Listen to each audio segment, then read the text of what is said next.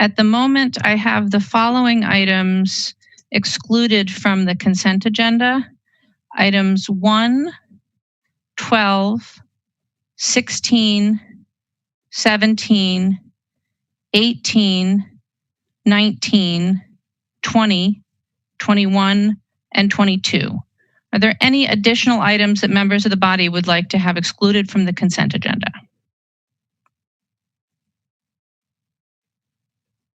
All right, seeing none, those items will be excluded. And then on the balance of the agenda, Alder Carter.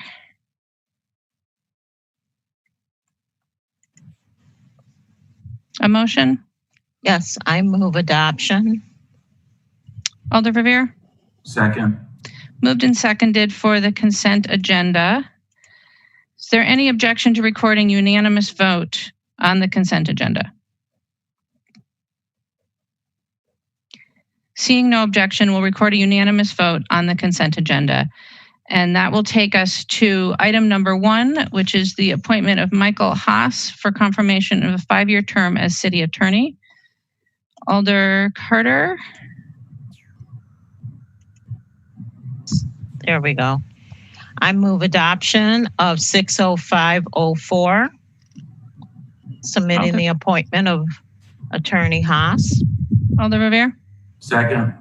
Moved and seconded. Are there any questions or discussion on this item? We'll note we have one registrant in support, not wishing to speak, Dina Brazzi of LaRuth Terrace. Are there any questions or discussion? Seeing none, it's been moved and seconded. Is there any objection to recording a unanimous vote in favor? Seeing no objection, we'll record a unanimous vote in favor and move on to item number 12. We have one registrant in opposition not wishing to speak, Nicholas Davies of Seago Road. And so we'll note that. And Alder Carter, a motion. Move adoption of item 12, 60653, amending the police department's 2020 capital budget. Alder Verveer?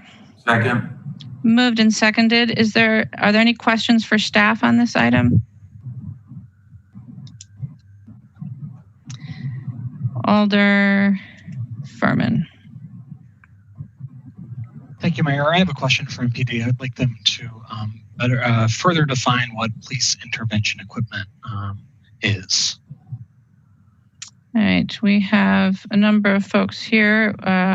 Start with Chief Wall. So that language is an extension, if you remember, our current capital budget and next year's capital budget in the SIP includes funding for police intervention equipment. It's basically expansion of our less lethal program with a goal to put less lethal tools in each of our operational squad cars.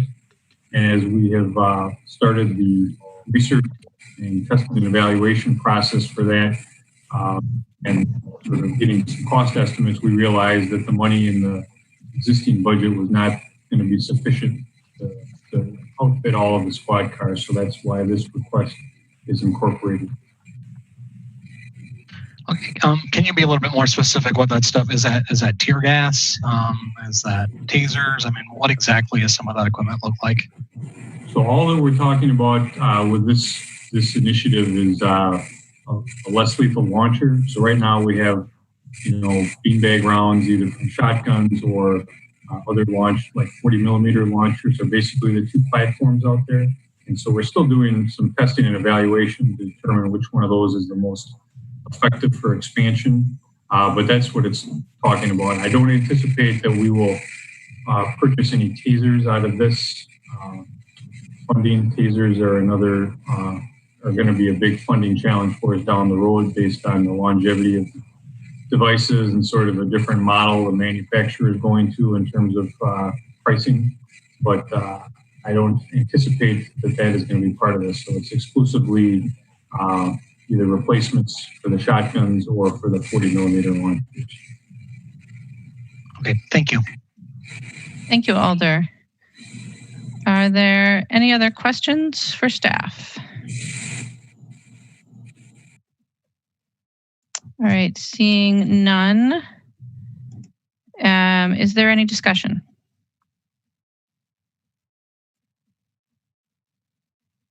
All right, seeing none, is there any objection to recording a unanimous vote in favor of the motion?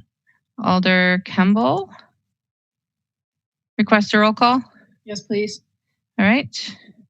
Alder Kemble requests a roll call, so I will unmute you all. That appears to have worked, and ask Laura to call the roll. All those in favor, aye, as your name is called, and those opposed, no.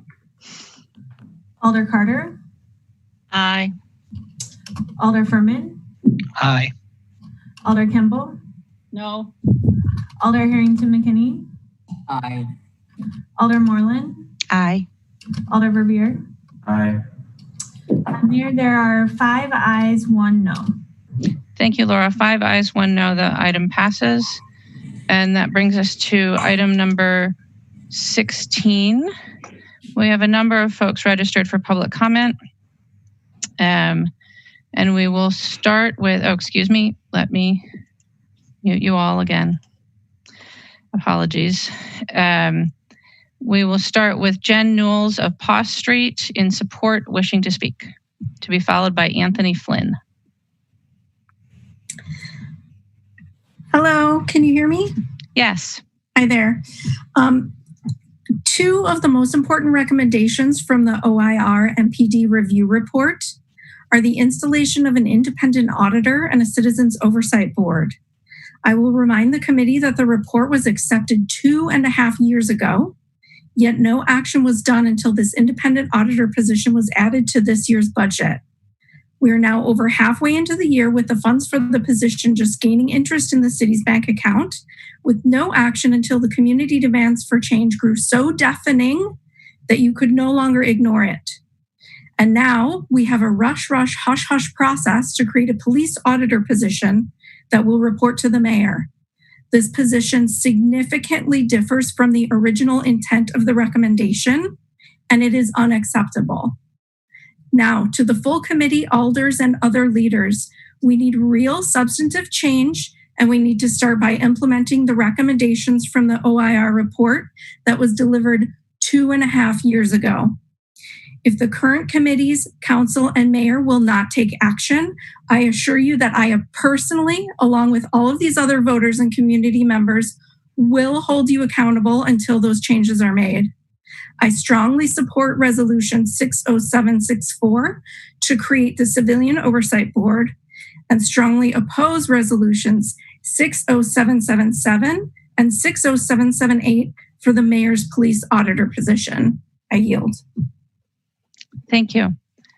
Next is Anthony Flynn of Gettle Ave in support, wishing to speak, to be followed by Greg Gelem. I don't see Anthony Flynn in the attendees list. All right, so Greg Gelem of Jennifer Street in support, wishing to speak, to be followed by Rachel Niesen.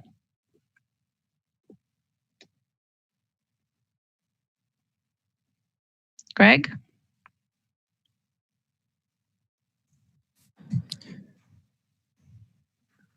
Greg, you should have a prompt on your screen to unmute yourself. Okay. There you go. Can you hear me at this point? Yes. Okay, great. I'm a former member of the MPD Policy and Procedure Review Ad Hoc Committee. I'm speaking in support of the second alternate for this item. The proposed 3-person alder work group would be an expeditious and effective way to implement the civilian oversight mechanism that we have recommended. I'd like to make an ancillary note. Yesterday, the mayor posted that she's recruiting for the Civilian Oversight Board and asked for applicants, a body that has not yet been even established in law. She does not seem to acknowledge that under the ad hoc committee recommendation, the majority of the body is supposed to be nominated by a designated set of community-based organizations that have an interest in civil rights, immigrant rights, disability rights, mental health, racial equity, and social justice. We did that specifically to keep the body representative, especially of those most impacted by police, and outside the control of politicians using a model strongly recommended by the ACLU and others. Another member of the ad hoc committee posted the following on Facebook, quote, "The recommendation from the ad hoc committee for creation of the Civilian Oversight Committee clearly calls for a process for recruitment for the Civilian Oversight Committee that includes requiring representation of people with lived experience with justice system involvement, homelessness, substance abuse, and or mental health challenges." It also stated that the city should seek recommendations from community-based organizations with priority consideration given to those organizations who have an annual operating budget of under $1 million so as to ensure smaller organizations have a voice in recommending committee members. The recruitment call put out by the mayor is premature as it does not follow the recommendations of the ad hoc committee. Her proposed action steps need to be withdrawn unless the intent is to undermine the ad hoc committee's work and recommendations. Thank you for your time. Thank you. Next is Rachel Niesen of Langdon Street in support, wishing to speak, to be followed by Nathan Royko M.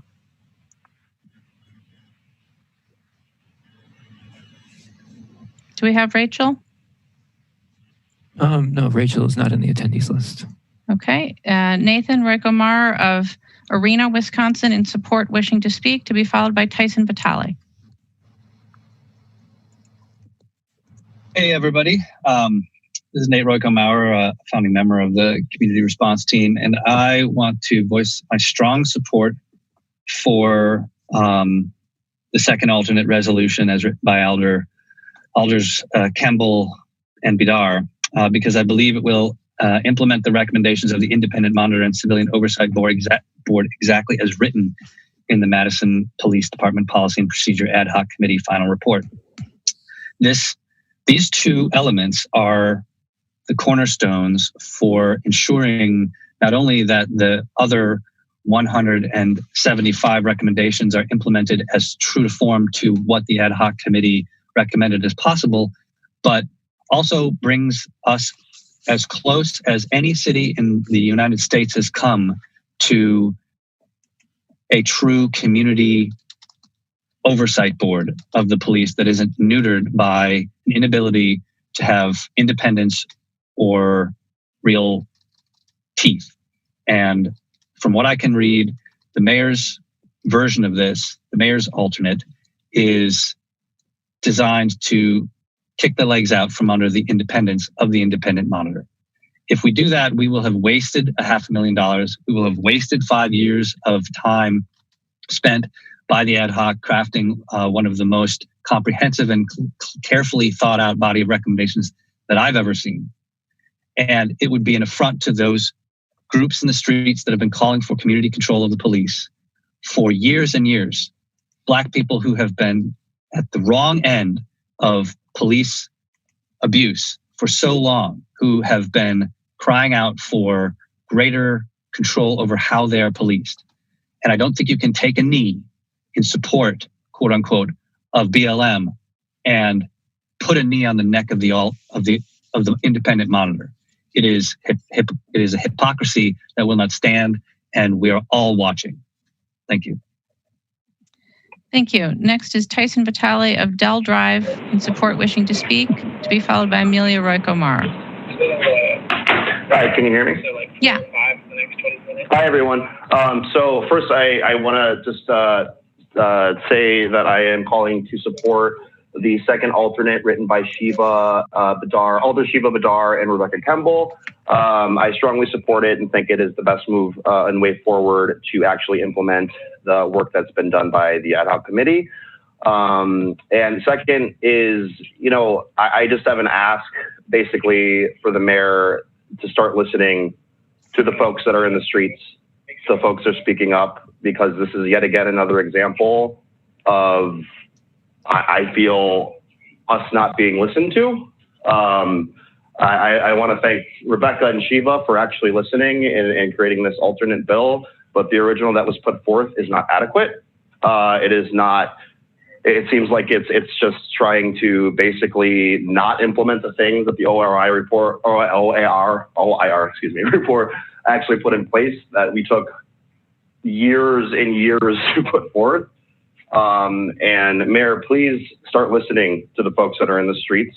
It is not okay for you not to. You have lost the trust of a lot of people doing these things, and please change your ways and change how you're implementing these policies. And again, thank you to Alder Shiva Bidar and Rebecca Kemble and anyone else in coming onto that bill. Alternate 2. Thank you. Next is Amelia Royko M of Arena, Wisconsin, in support, wishing to speak, to be followed by Niko Magallón. Hi there, everybody. Can you hear me? Yes. Okay, great.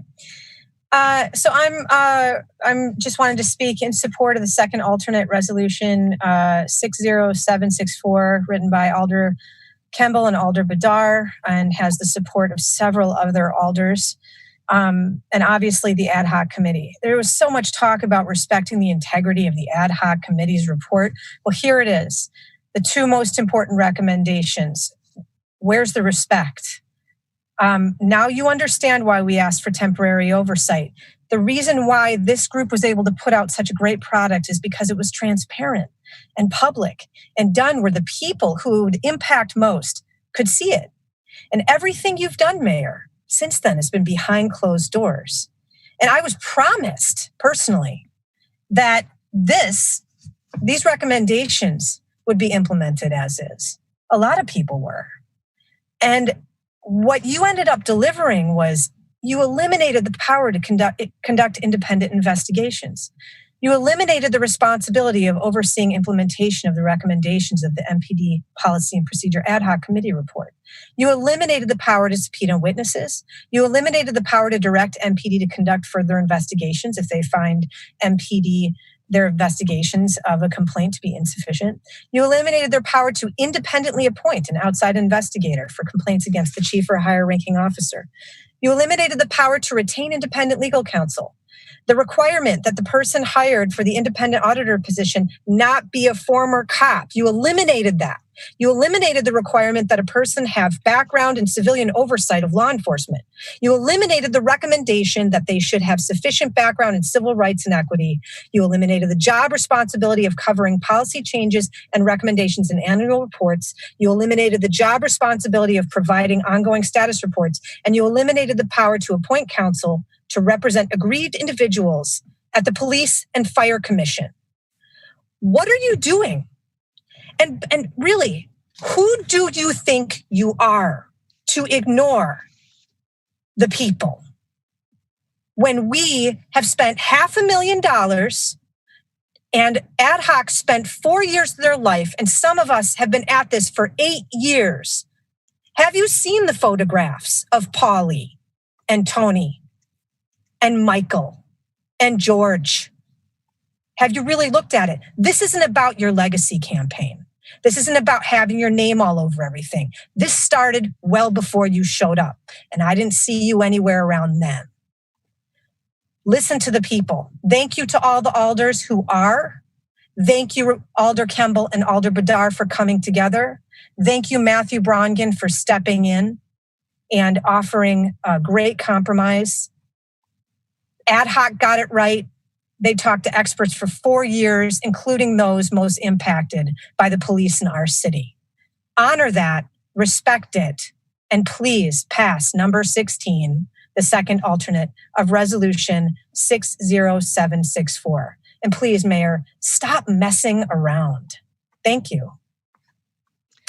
Thank you. Next is Niko Magallón of Ingersoll Street, in support, wishing to speak. What are you going to say next? Hello. Good afternoon, all. My name is Niko Magallón.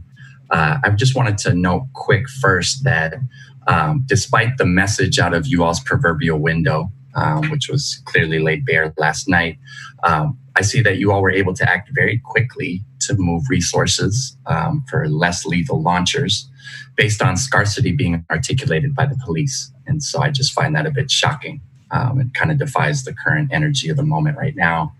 And especially now with the historical markers of Tony Robinson being killed 5 years ago and George Floyd being killed 4 hours away the other week. I think it is definitely a slap in the face to simply discard, a lot of the work that's been done in these last 5 years around police accountability here locally. So, and that's the thing, why did we ask for temporary oversight of the implementation of the recommendations? What were we afraid of?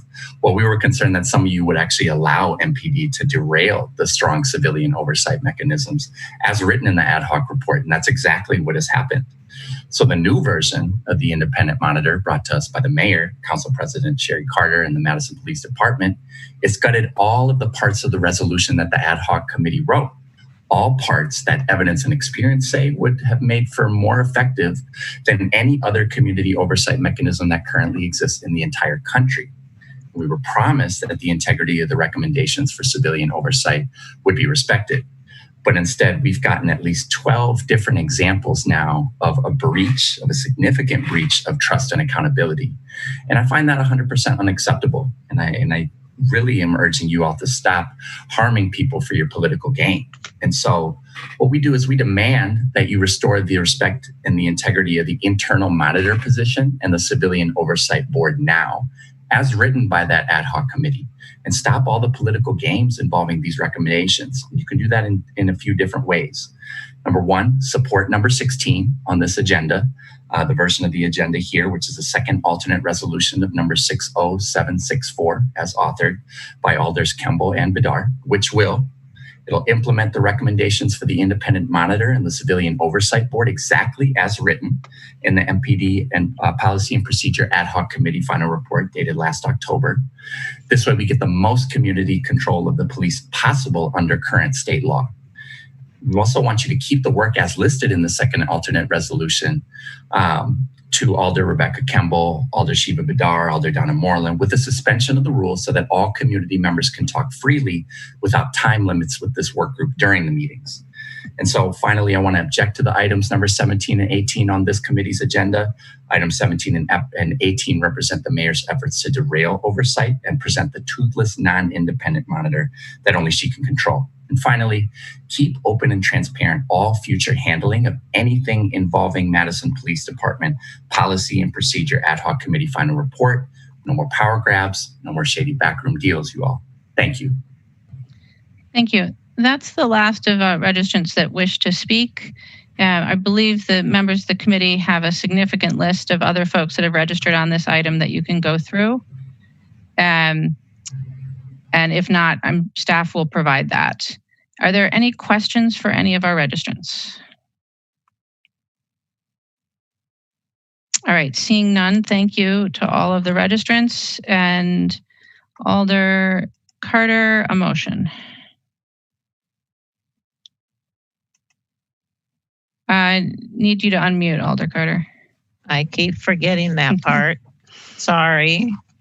Move adoption of wrong one. Sorry. Move adoption of, gotta find it, 16-607-64.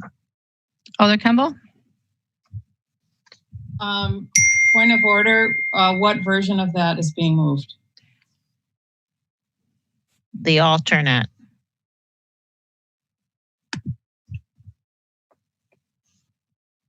Alder Kemble, do you wish to second? No, I don't. I wish to move the second alternate, so I won't be seconding this. Alder Carter, do you intend to move the alternate or the second alternate? I didn't,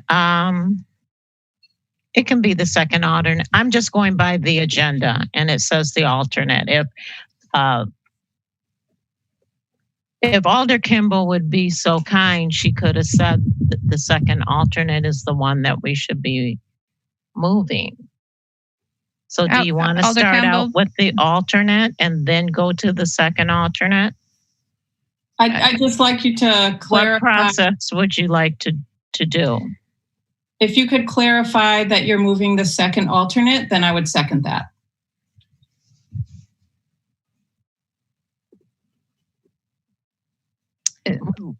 Let's do this. Alder Kemble, do you wish to make a motion?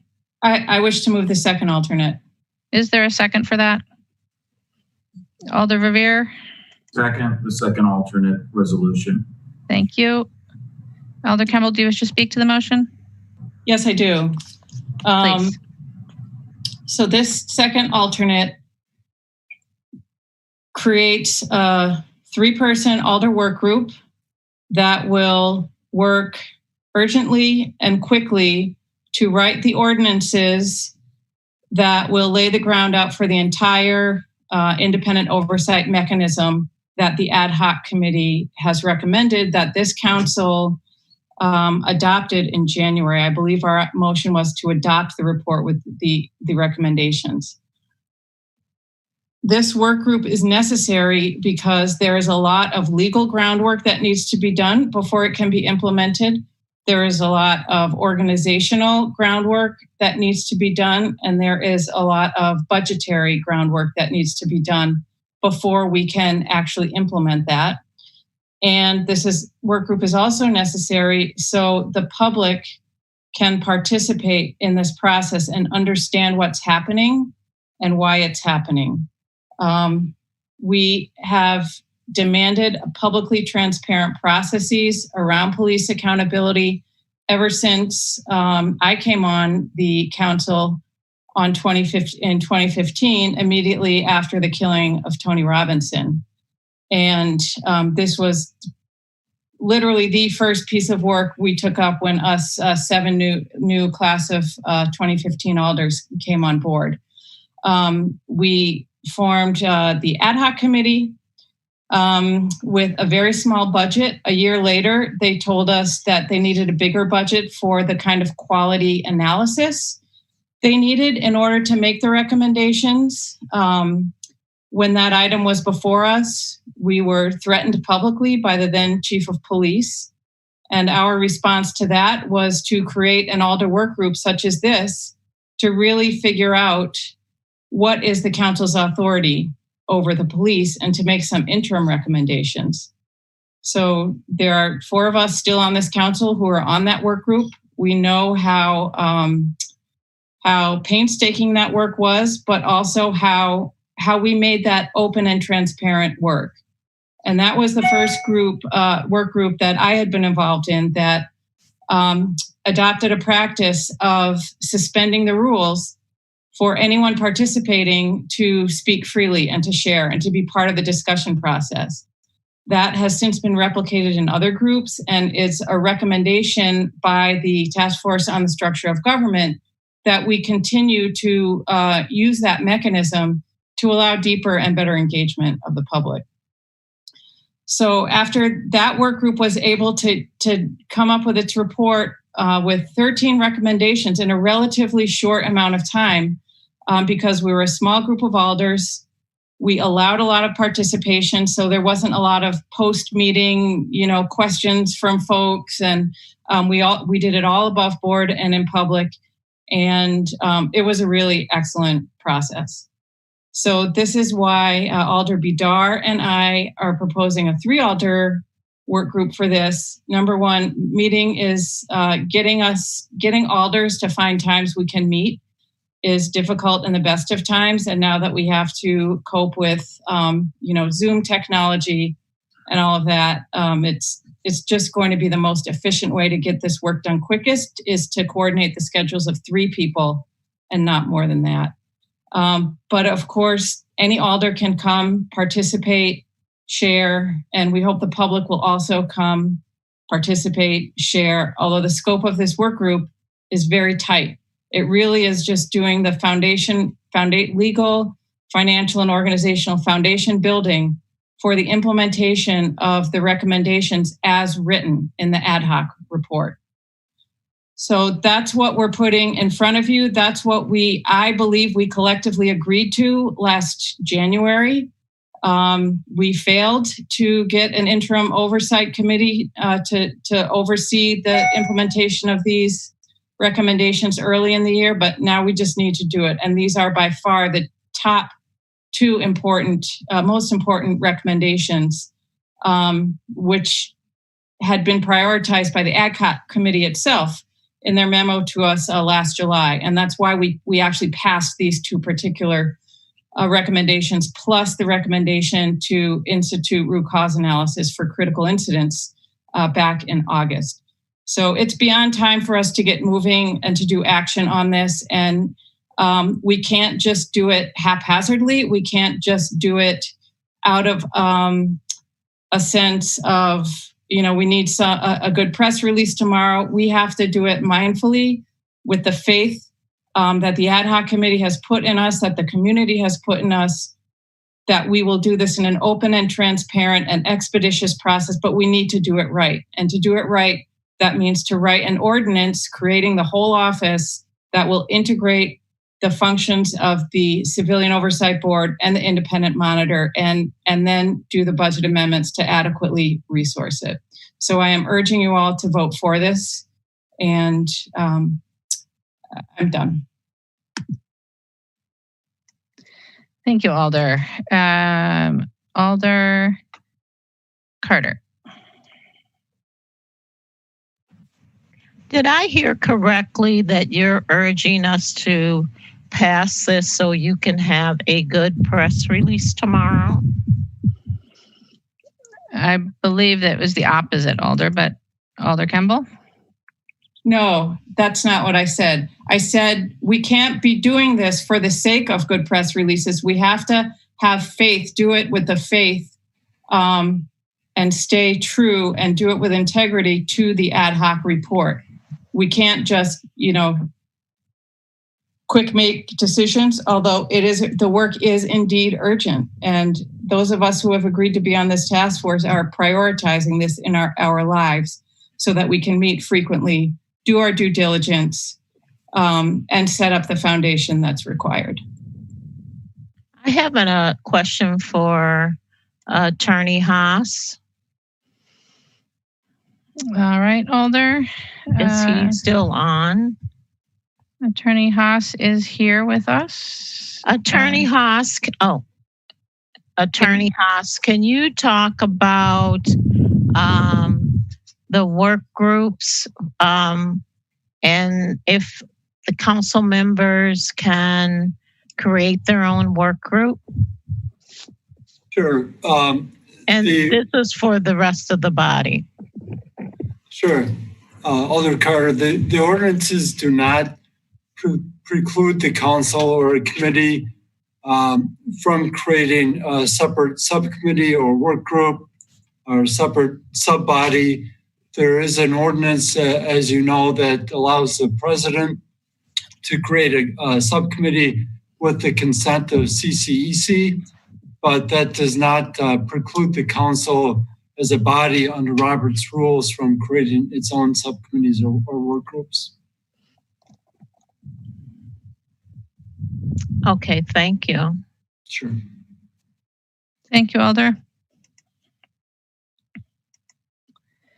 Are there any other questions for staff? Seeing none, is there any further discussion? Alder Carter. Alder Carter, you still need to unmute yourself. By 2025, I will get that under control. Attorney Haas, will there be an attorney assigned to this work group? We would certainly intend to, assuming that the committee would like our assistance, but it would be developing an ordinance, so we would expect to be involved at some point. Okay, thank you. Anything else, Alder Carter? No. All right, thank you, Alder. Is there any further questions or discussion? All right. Seeing none, the motion is to approve the second alternate. Is there any objection to recording unanimous vote in favor of the second alternate? Seeing no objection, we'll record a unanimous vote in favor of the second alternate. And that takes us to item number 17. Again, we have a number of Alder Harrington McKinney. Yes, I'm registering a no vote. All right, Alder Harrington McKinney wishes to be noted as voting no on the second alternate of item number 16. Anything else before we move off of that item? All right, So then we are on to number 17, which is creating sections of the MGO entitled Police Auditor. And we have a number of folks registered wishing to speak.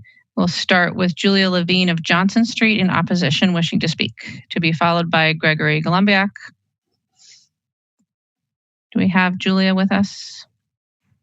Julia is not here, no. All right. So Mr. Gelem of Jennifer Street in opposition wishing to speak, to be followed by maybe Rachel Niesen. Hello, can you hear me? Yes. Hi.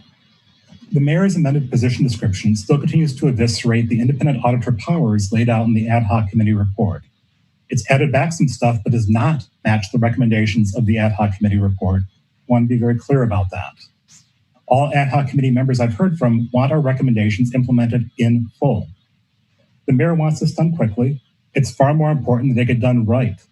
To have an oversight mechanism that's fully independent, effective, and that will withstand the test of time. The ad hoc committee worked for 4 years on this. It's absolutely essential that it be done right.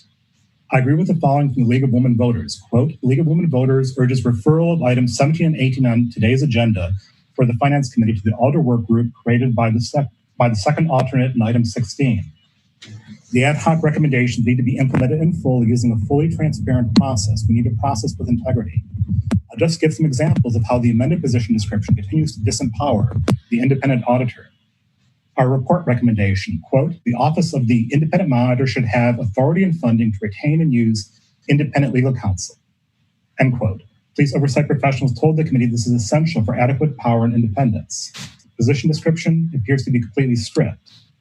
Report recommendation, in its discretion and within the monitor's staffing and funding capabilities, undertaken independent investigations of personnel in response to external or internally generated complaints of misconduct. It's much more restricted in the position description. It says they may be tasked with, in other words, not in its discretion, or it can do it if NPD investigations are found to be deficient. Again, much more restricted. Report recommendation. The independent monitor, quote, shall be entitled to full cooperation from NPD, including access to all records, policies, SOPs, data, and other information to perform the duties outlined here. To the extent permitted by law, the monitor should also have subpoena power to compel testimony from witnesses, production of relevant documents. The position description, this has been reduced to under the direction of the mayor. So it's not independent. In other cities that try to arrange it like that, you often have a mayor that basically says, the police chief has complained, we're not going to give access on this. In the report, when a complaint is filed with MPD against the chief of police or high-ranking MPD command staff, determine whether the complaint warrants appointment of an outside investigator to conduct an independent investigation, and if so, make that appointment. In the amended position description, make recommendations to the mayor for doing this. Again, non-independence. In the report, refer appropriate cases to the Police and Fire Commission for disciplinary action, and appoint counsel to provide representation to aggrieved individuals in presenting and litigating complaints against the MPD and its personnel with the PFC to the extent monitor concludes that these complaints have arguable merit. And we had a member who had sat on the PFC and recognized this is extremely important. Position description, it's been reduced to provide information on legal counsel to aggrieved parties as needed. Basically, the amended position description would provide a greatly weakened auditor. In the wake of George Floyd, the community will not accept that. Please defer items 17 and 18. Please have integrity, use a process with integrity, use a process that has transparency, and that fully enacts the recommendations of the ad hoc committee. Thank you very much.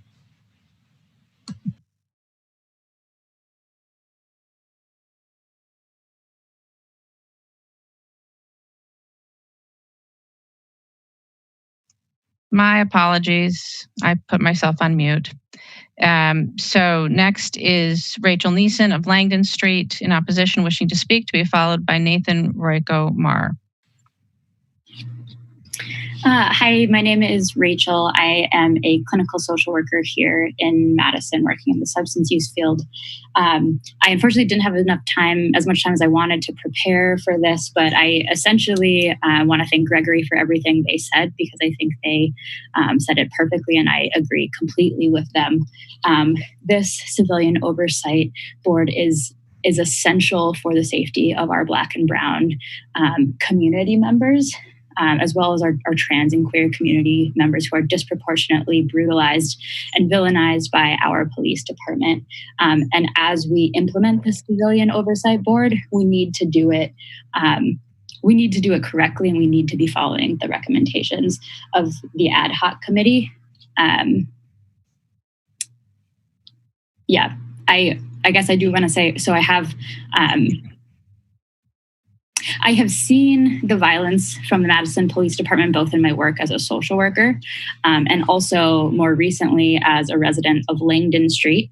The protests came onto Langdon Street last week, and I watched the police tear gas my neighbors, and my neighbor beneath me, who came outside just to see what was happening, was shot with pellets, which we found in our garden the next morning. This was such a clear example, personally for me, of why this is so incredibly essential. The police they're not protecting me, they're not protecting my neighbors, they're not protecting my clients, and they need to be held accountable. Thank you for your time. Thank you. Next is Nathan Royko of Arena, Wisconsin, in opposition, wishing to speak, to be followed by Amelia Royko M. Hello again, everyone.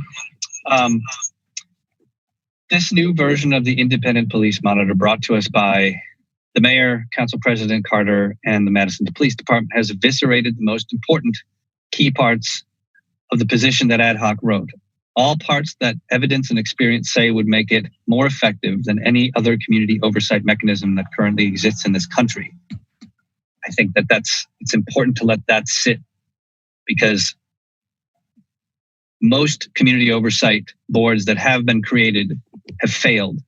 They have created more distrust and more frustration between police and community because they had no independence and they had no power.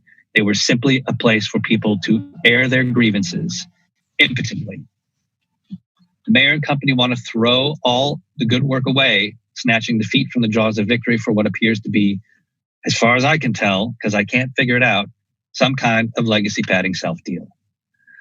These two items, 17 and 18, are the opposite of independence and the opposite of what the ad hoc recommended. The monitor will not be able to operate with true independence if the budget for the position and the reporting line run directly through the mayor's office. How can the community trust in the integrity of the monitor's independence and the suspicion that they may be working on behalf of the interests of the mayor will dog them at every turn? I strongly oppose 17 and 18 on the agenda tonight. Thank you. Thank you. Next is Amelia Royko M of Arena, Wisconsin, in opposition, wishing to speak, to be followed by Niko Magallón. Hi there. Yeah, I'm trying to, 1 second. Okay. I'd like to speak in opposition to number 17. Again, getting back to the key word in independent monitor, it's independent. This item keeps the monitor under the control, answering to, in the office of the mayor. I'd like to quote Joe Lipari, who is an expert on civilian oversight, and this is out of the ad hoc report. Civilian oversight mechanisms have been set up in many cities, but most lack key features required to be highly effective. There's a broad expert consensus on organizational elements that are crucial for success in civilian oversight agencies, and we have incorporated these into our recommendation. These elements include full independence, adequate jurisdiction, adequate authority, unfettered access to records and personnel, full cooperation from police and other city partners, access to independent legal counsel, adequate resources, public reporting and transparency, and community outreach and involvement. Let me make a correction. That came out of the ad hoc report, not Joe Lipari, but it is Joe Lipari's work supports that bit of information. Ad hoc scoured the country. They had consulting folks out of California and folks who have been studying independent oversight and use of force for much of their lives. For suddenly the mayor's office to decide that none of that should be included is absurd.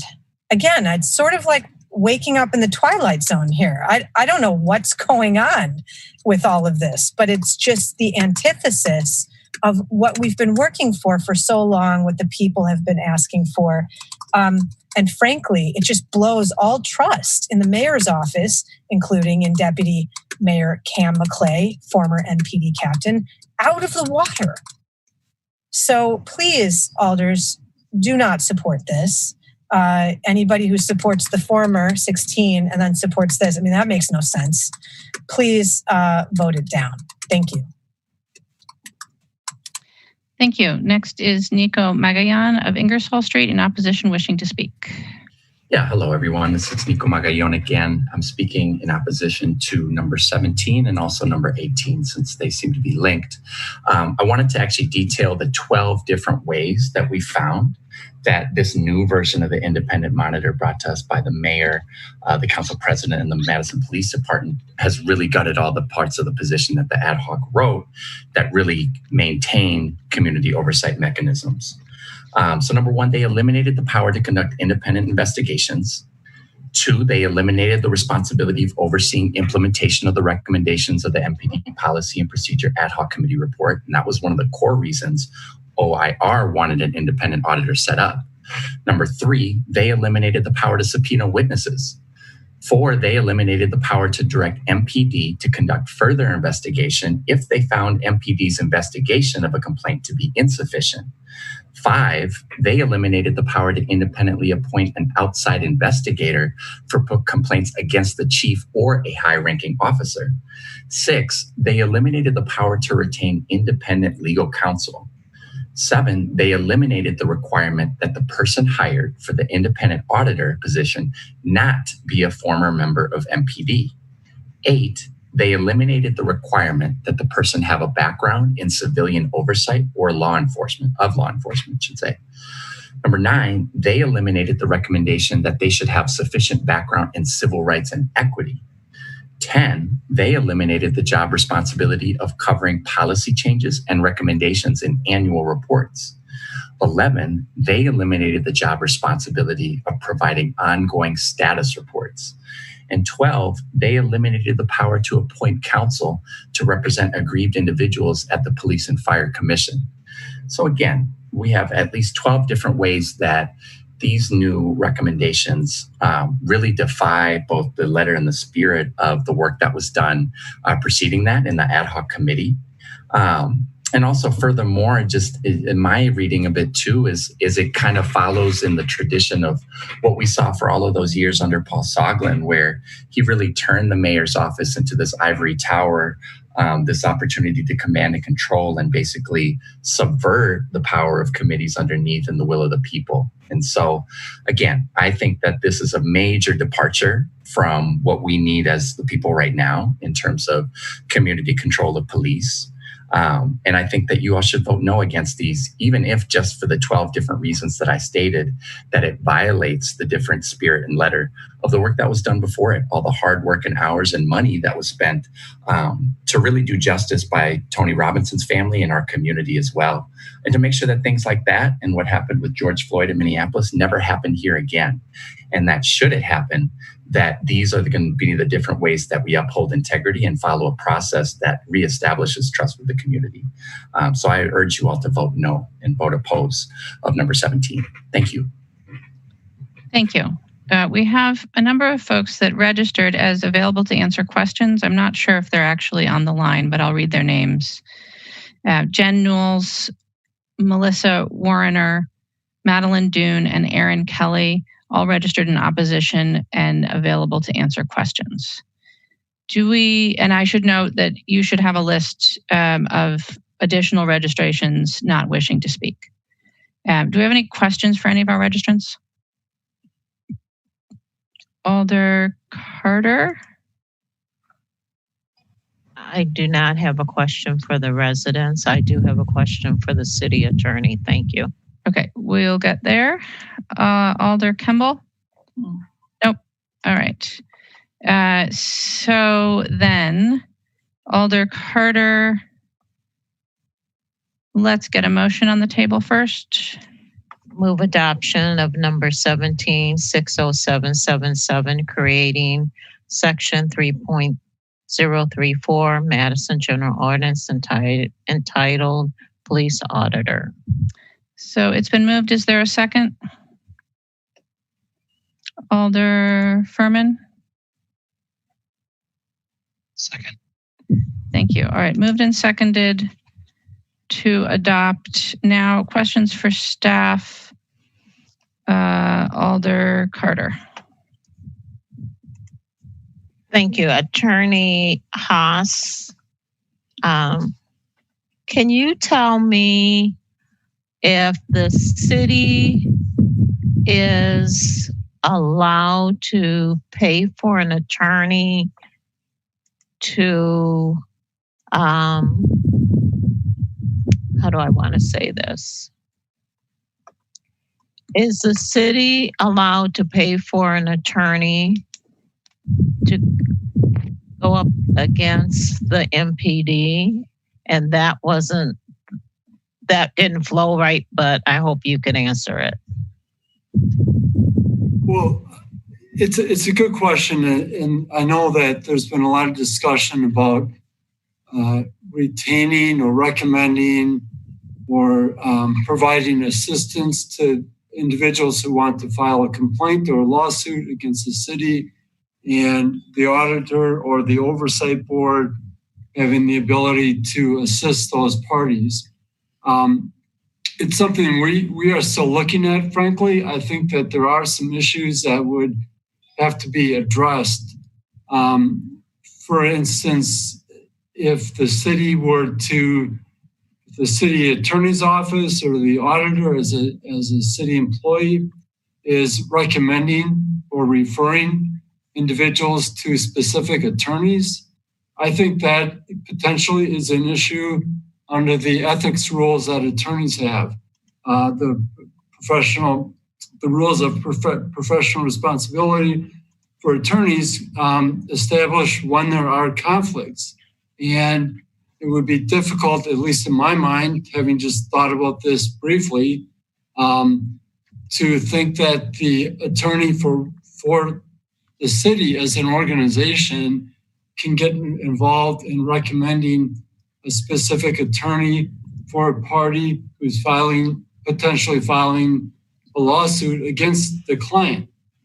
So that's something we would have to really think about. It may potentially, I don't know this, but it may affect or have some impact on the city's liability insurance. That's something we may need to investigate with the insurance carrier. So it raises, I will say at this point, it raises some issues that we would like to investigate further if this proposal advances. Does it put us in a situation of conflict of interest or not? Well, I think on its face, to me, it seems to do that. If you have, especially if the city attorney's office is involved, as I said, you have an attorney for an organization getting involved in potentially recommending an attorney for a party that could be adverse to the city. That creates ethical issues for any attorney in that situation. Thank you, Attorney Haas. I won't call on you anymore, I promise. Anytime. Thank you, Alder. That's why he's here. I just want to clarify for the body, the other alders joining us, and the public that the item before us is the amendment to the MGO, creating the position, and the next item, item 18, is the item that creates the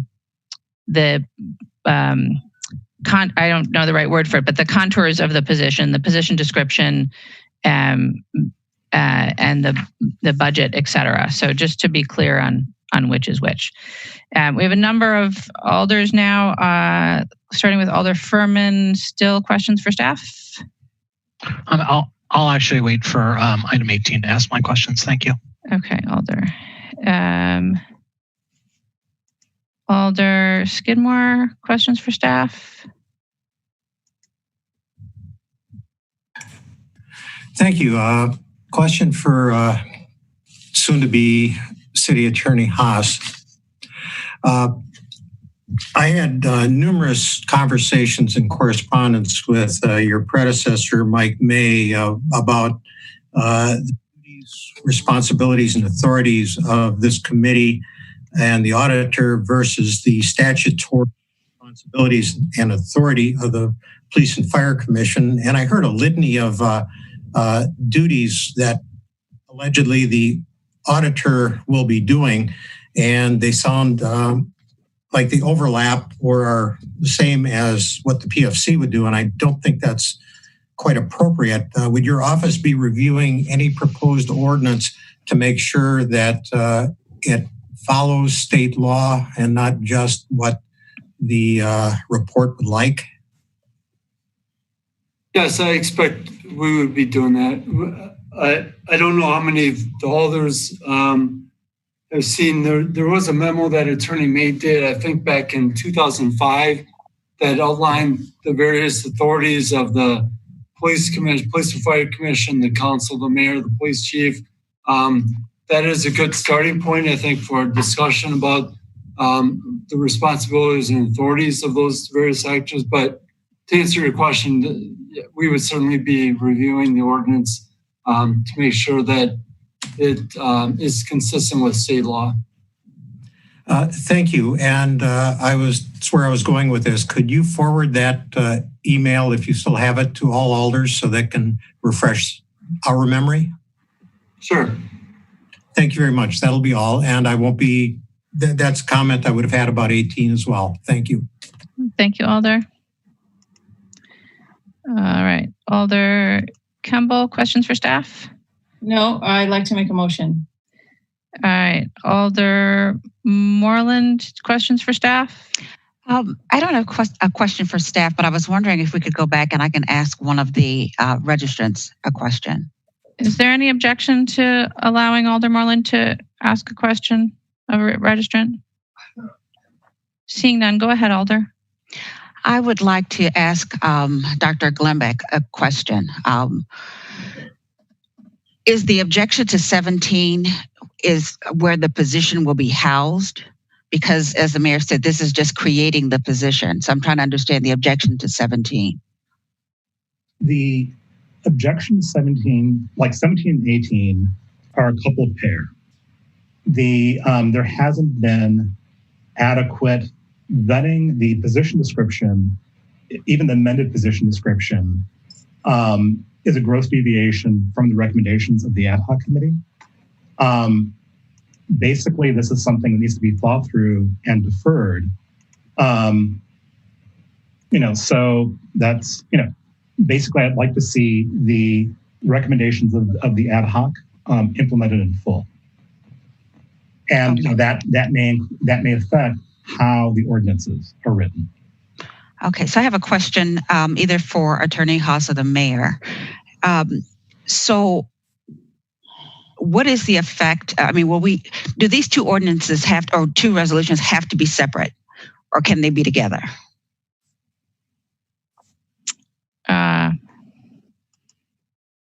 We can try, Attorney Haas. I'm sorry, which two resolutions? The resolution with the creating the position.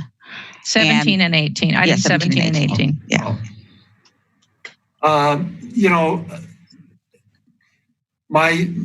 guess my initial feeling is, since 17 is creating an ordinance and 18 is really an appropriation, I think it's cleanest to keep them separate. Okay. Okay, thank you. Thank you, Alder. All right. I'm not seeing any other alders with hands up for questions for staff. So we'll go to Alder Kemble. I'd like to move that we refer both items 17 and 18 to the August 10th Finance Committee meeting. And if I get a second, I'll explain why. Alder Moreland? Second. Right, it's been moved and seconded. Go ahead, Alder Kemble. Thank you. There's been reference made to the League of Women Voters email to us and suggestion that we refer these items to the Alder work group. The Alder work group has not been created yet. We'll be voting on final passage next week. So I would like these items to still be live legislative items that can be taken up by finance on August 10th, which is a date after the anticipated end date of the Alder work group, should that be confirmed next week. And I think President Carter's question and City Attorney Haas's answer is just kind of an object lesson in why we need to refer these, because there are a lot of deep questions we need to dig into. There are a lot of deep questions that the city attorney needs to help us with that they're not ready to answer right now. And, you know, that one about hiring, the ability to hire outside counsel is just one of them. There are so many of those questions that are the things that we need to work on in developing an ordinance for the entire mechanism, not just the independent monitor. The mechanism of the monitor and the oversight board need to work together, and we need to write law that really enables that coordination. So my motion is to basically just put these to the side, let the work group do its work, and the work group can either take these up, or the work group will most definitely take up the scope of work that these two items would be included in, and then we can deal with these two particular items in August. Thank you, Alder. Alder Bidar is next. Thank you, Mayor. I also want to speak in support of referral. I do think it's important to keep these items, for lack of a better term, in the legislative process so that we can actually make sure that we can come back to them with some certainly need for major revisions so that they can reflect better, or actually they can reflect with fidelity the recommendations of the ad hoc committee. So I do support the referral. And I think that some of the clarification around the Civilian Oversight Board will have a bearing on both the language of the ordinance, which is what you have before you now, and the next item, which is the position description. So I hope that the Finance Committee will support the referral. Thank you, Alder. Alder Furman. Thank you, Mayor. I think so. Now that we've put item 18 on the table, I did have some questions for the mayor about the position description and any deviations. I know there were two versions of the position description that maybe not all the members of the public got an opportunity to see because it was released this afternoon. So kind of the differences between yesterday's version or more specifically today's version and the ad hoc recommendations, and then what the ramifications would be if we did delay this until the August Finance Committee meeting on the hiring. Thank you, Alder. If I might, let me back up just a little bit to provide some context. I wanted to start by acknowledging the anger that I hear from the registrants and from the numerous emails that I'm sure you're all getting as well as I am. And to say that I hear the urgent call for change. I realize that there is very little trust right now for me specifically, but also for the council, the city, for government in general. I realize that there's a lot of people who seem to know what my intent is, or what I've done, or who I've talked to, most of whom are wrong. We all want the same thing here. And I say that quite literally. We all want a strong and independent auditor that can start as soon as possible to do the urgent and critical work of police reform, including, but certainly not limited to, implementing the recommendations of the ad hoc task force. Since the council approved those recommendations and I put the position of the auditor in my budget, we have been working to create this position. And there's a number of moving pieces, as has already been described, that need to be approved in order to create it. This is one of them. The position description is another. The posting is another. It's hiring somebody in the city is not necessarily a simple process. And we've been working on all of those. You've heard updates on that process from my office at CCEC, at PSRC, and perhaps in other venues. I wanted to move this forward in a collaborative way with the council, in consultation, asking these questions, answering them together. But last week, it became apparent that we weren't working fast enough collectively, that we needed to move faster because our community is demanding it. So we introduced this by title only, and we worked to finalize a draft to get in front of you for consideration, and we missed things. It was imperfect. I hope the draft that you received today fixes the things that we missed. If it doesn't, let's fix them now and move this forward as soon as we possibly can. You've heard some of the specific questions. I think that the only material difference between what I read in the ad hoc task force report, and I went back this morning to read it again just to make sure, the only material difference is the question of subpoena power and whether or not the independent auditor should be vested with subpoena power. Under our own ordinances and under the best practices that I'm aware of, you don't vest subpoena power into a person, you vest it into a body. And so I would support and propose that the civilian oversight body have subpoena power. And I would propose that because I think it's the more transparent, democratically accountable, and anti-corruption way to do it. That's why that's the best practice. It's why our ordinances say you don't give it to a person, you give it to a body. And I would support that. And I think that's what we should do. But I think that's the only material difference between what we've introduced and what the ad hoc report calls for. If there's disagreement about the language, let's clean up the language.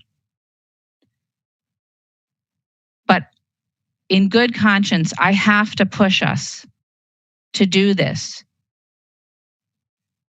because I stood down there on John Nolan with the protesters and listened to a young man who looked me in the eye and said, "Don't come to me telling me what you're going to do or what you've been talking about doing or what you're working on doing. Come to me and tell me what you've done."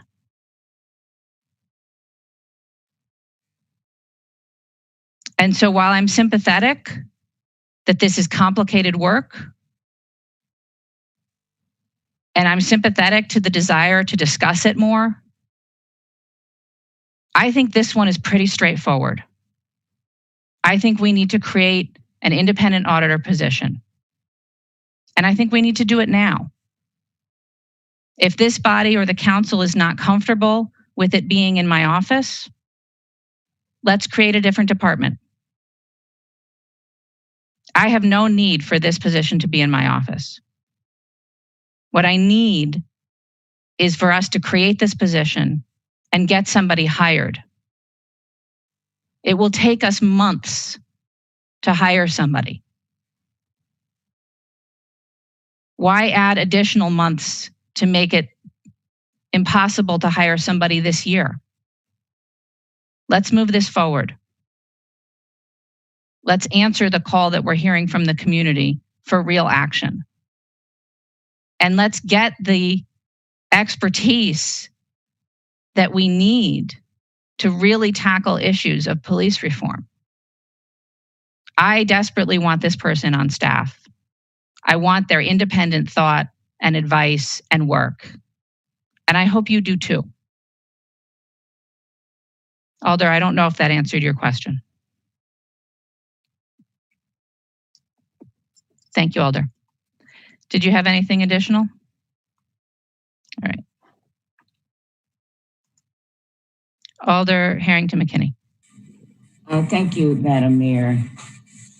I'm going to be very slow and measured in my comments because oftentimes I get so passionate with what I'm feeling that I lose that sense of just being calm, because this is very important to me. There is a sense of urgency, and it severely pains me that there is a discussion or reverberance that I do not want police reform because I ask questions about the process. It pains me when I'm accused of not caring about people and caring about buildings and property before I care about humanity, because those who say that really don't know who I am. But that's okay. The reason that I'm speaking up is that over the last 10 days, it has been clear that we need to move forward. I saw the same painful experience of the death that all of us are talking about. There has been a body created specifically of 3 people. And I had to step back and say, okay, that's fine. But now you have said that the work of this body of 3 people is very intensive. You'll be doing the work. And then I hear, let's set this aside and wait until the older body completes their work, and then they'll take it up. That is problematic for me. The mayor has said, if you don't want that position in the office, she's amenable to that. The mayor has said that action is necessary, and putting it off to August serves what purpose? It's not about legacy. And I've heard that. And the mayor and I have had our differences, yes.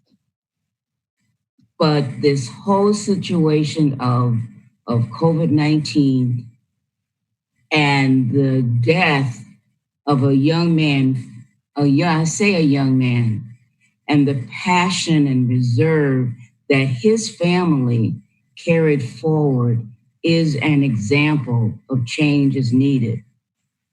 The young people stepping forward and saying, we are tired of waiting and we will wait no longer.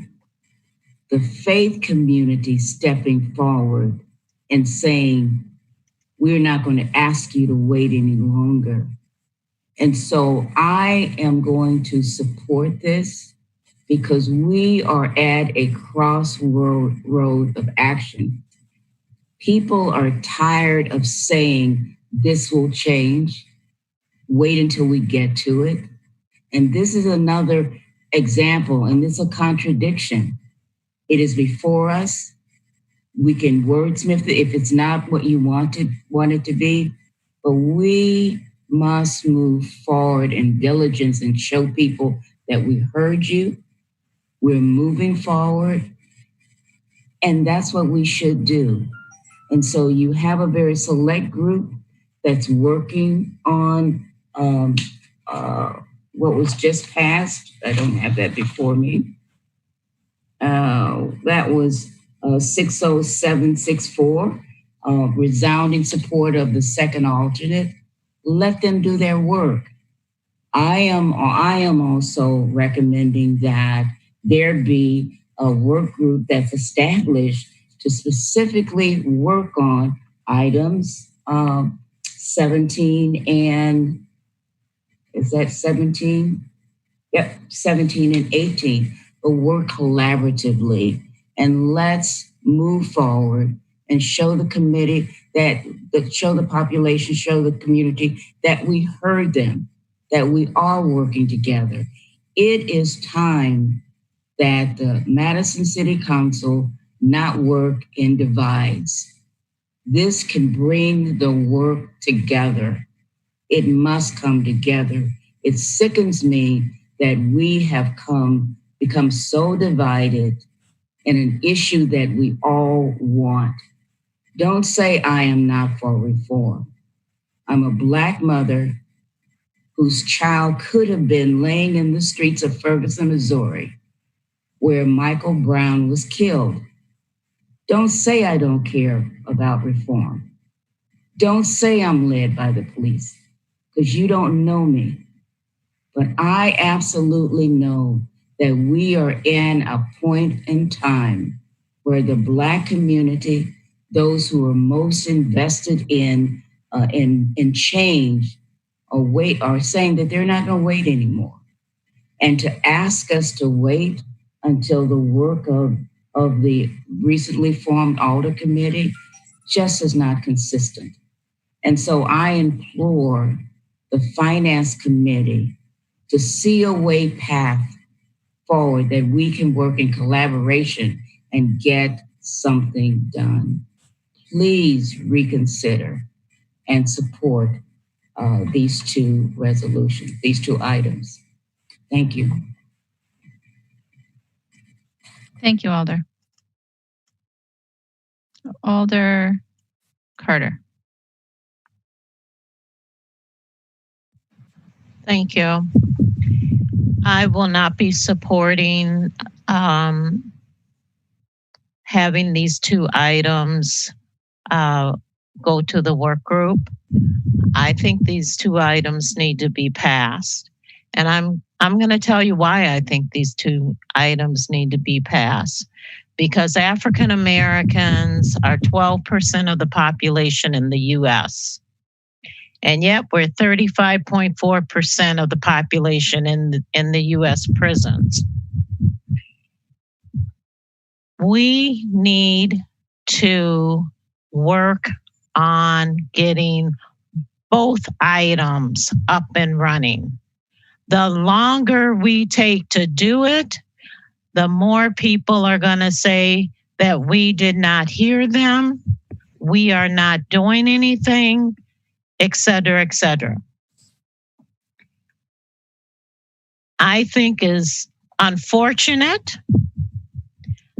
that maybe in good faith and maybe not, that the Alder work group was formed to work on the second alternate of 60764, and then tonight decide they want 17 and 18.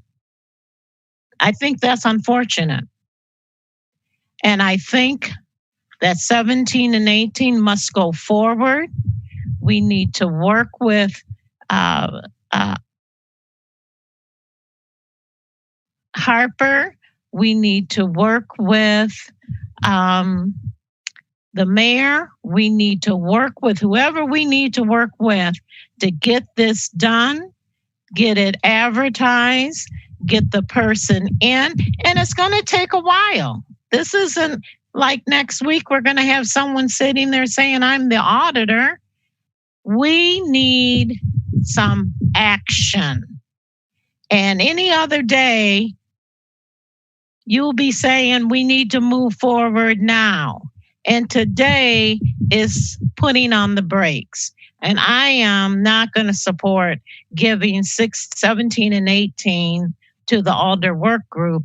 I think something has to move forward, and August does not work for me. It does not work for the African American community. It does not work for anybody that is in the Dane County Jail unjustly. It does not work. Thank you.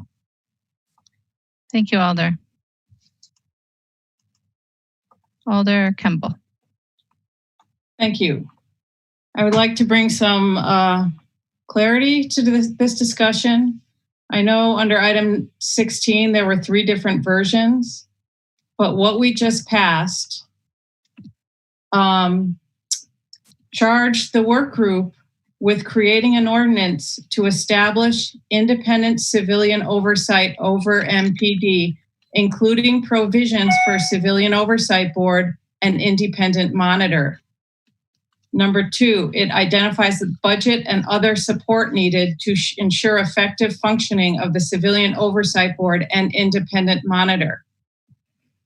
The Independent Monitor is integral to the work that we just authorized as this committee, the Alder Work Group, to do.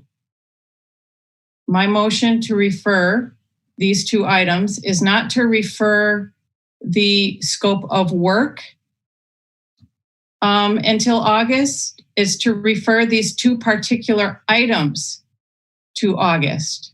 The scope of work is integral to the Alder work group that would be formed by the resolution that we just passed. I would add that the mayor said, let's work to create a different department if we don't want it reporting to the mayor, the independent monitor. That is exactly what this work group is set up to do. And I would invite the mayor and the deputy mayors and folks from MPD, and of course the city attorney's office, I hope will be staffing this, to join us in that discussion. But by state statute, the Common Council creates policy for this city. And we don't create policy by having one-on-one conversations with people. We create policy in open, transparent ways, such as our boards, commissions, committees, our work groups, and on the council floor. That's how we make policy. And so we have been hearing demands from the public, hundreds and hundreds and hundreds of people writing to us, demanding public transparency in this process, because the trust has been broken. There has been so much loss of trust. And having one-on-one email conversations or phone conversations or in-person conversations to wordsmith this number 17, the ordinance, or number 18, the job description, that time has passed. We need to do this in an open and publicly transparent process, and we need to do it with mindfulness and with urgency. And that's why Ald Bidar and I authored the resolution that we just passed, to meet all of those needs, the needs for urgency, the needs for public transparency, and the needs for fidelity to the ad hoc recommendations. So the reason why these 2 particular items are, why the motion before us is to refer these to finance, is not to refer the work, because the work is already going to be done and it is spelled out in the ordinance we passed, is to refer these particular items so that when this work group, which can include the mayor is a member of the Common Council, which include deputy mayors, it can include the police department, it can include whoever wants to come and help us do this work. We need to get this work done publicly and transparently and urgently. And that's what we, 5 of us just agreed to do on the last item. So again, referring these items is not referring the work, it's referring the particular items because we need to develop something holistically. And we need our city attorneys thinking about it. And we can't just do one-off things. We have to develop the whole mechanism together.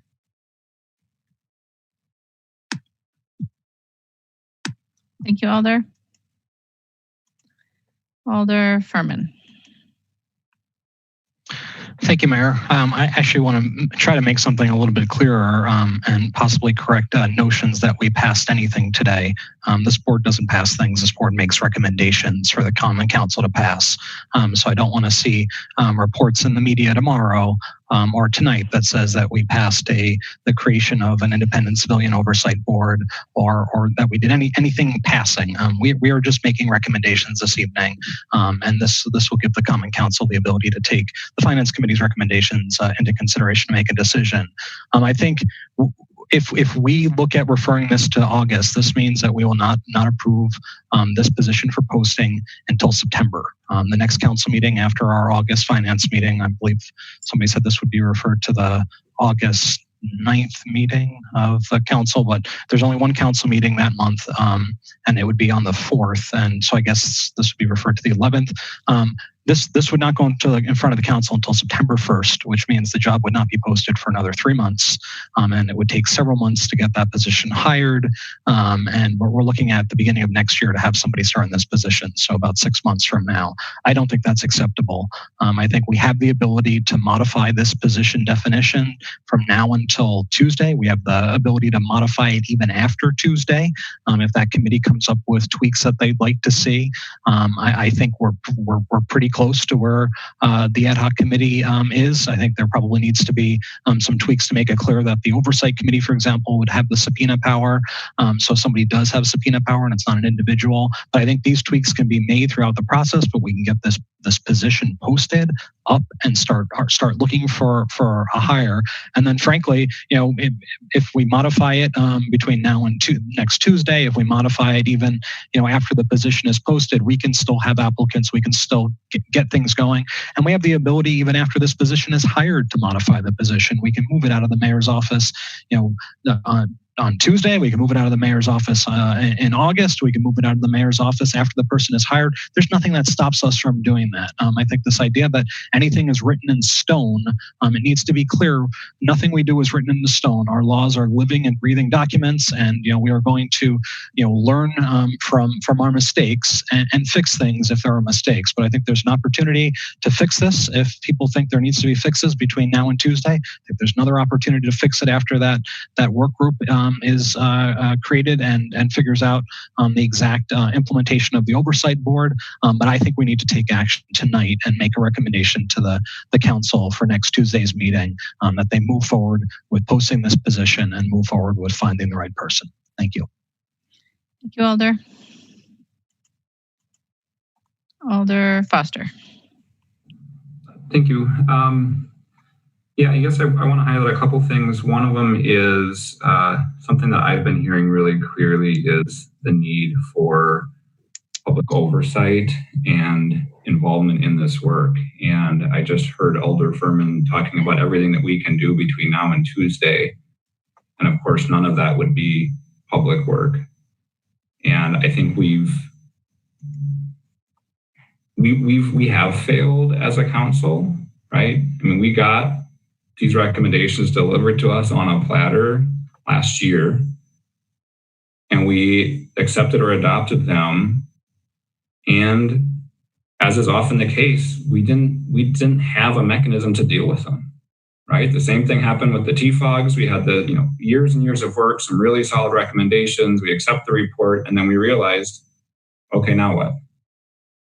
This is a common thing for us, and it happened with this as well. And we got caught flat-footed because as a council body, we can't just go and implement. But we didn't take any additional action. And I think we just sort of assumed, yeah, okay, I guess the mayor's office is going to go work on implementing this. But it wasn't ready for implementation. That wasn't an executive function. The ordinances needed to be created. That's common council work. And we failed to do it, honestly. And COVID happened, and right, I mean, life is busy. But here we are. And I get the urgency. Absolutely. I'm hearing that very much as well.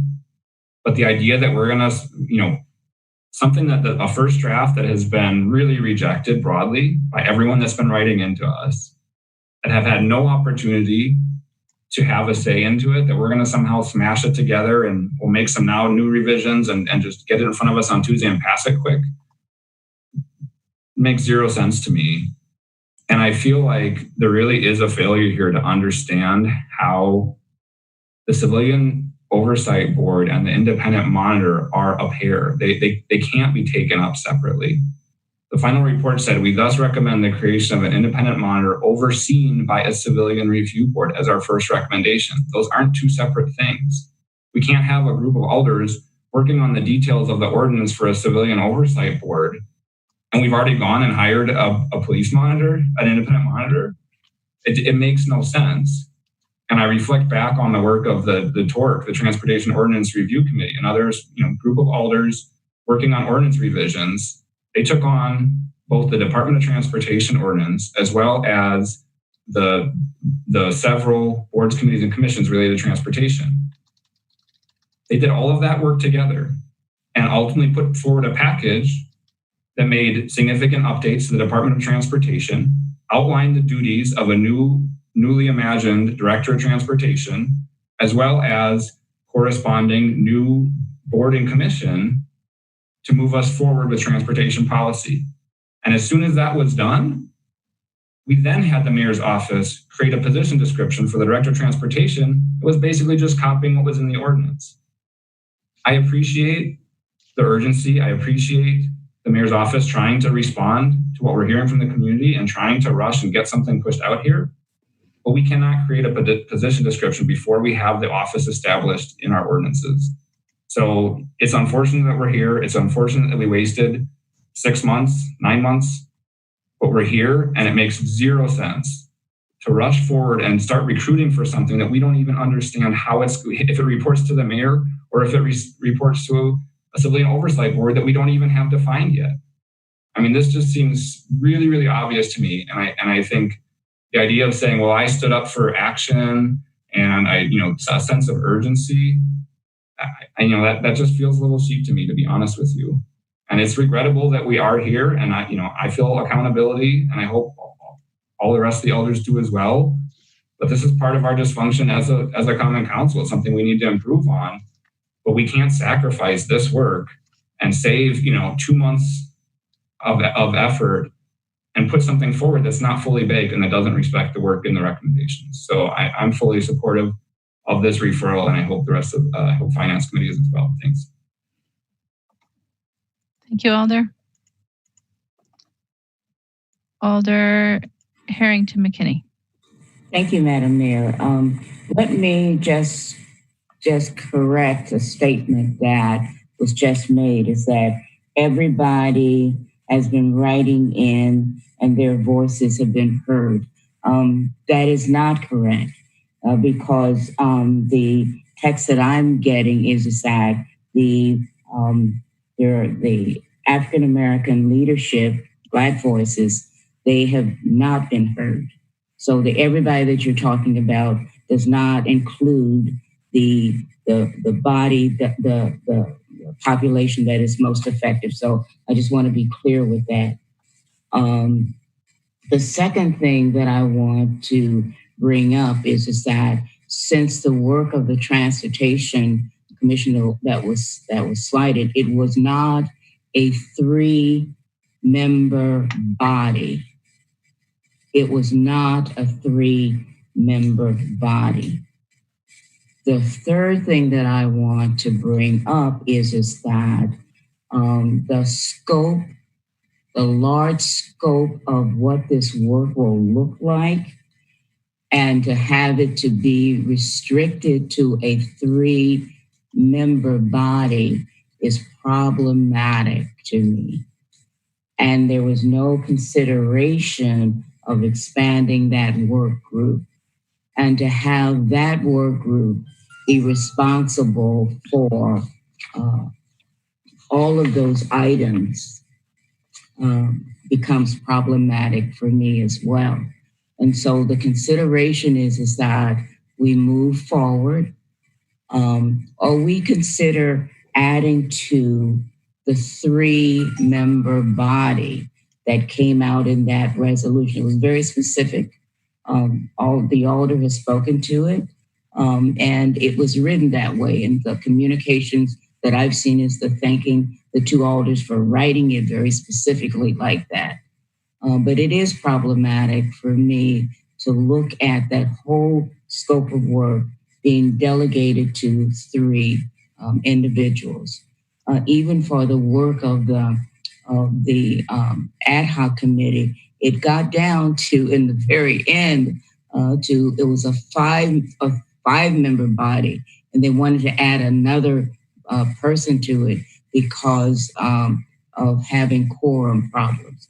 And so I want to ask the body to consider the work, the scope of work that is absolutely necessary in moving this. And then what will it take for a 3-member body to move this forward? And why should we wait until August or September? It is going to be a very intense process going through the HR department. There's a lot of involvement in there. And I have not seen that work done, but I am absolutely going to support moving it forward. Thank you. Thank you, Alder. Alder Balde. Alder. Thank you, Mayor. Generally, I was going to ask the question that Alder McKinney asked about the involvement of the African American community. I do understand the fact that we do have 4 Black alders and other minority alders in the council. But like Foster said, Alder Foster said, this has been overdue. It's been overdue for 400 years now, not just the past 2 weeks. It's been overdue for 400 years in this country that we still cannot have justice, or at least some of us cannot be in the street and not be afraid that we'll be pulled over by the police.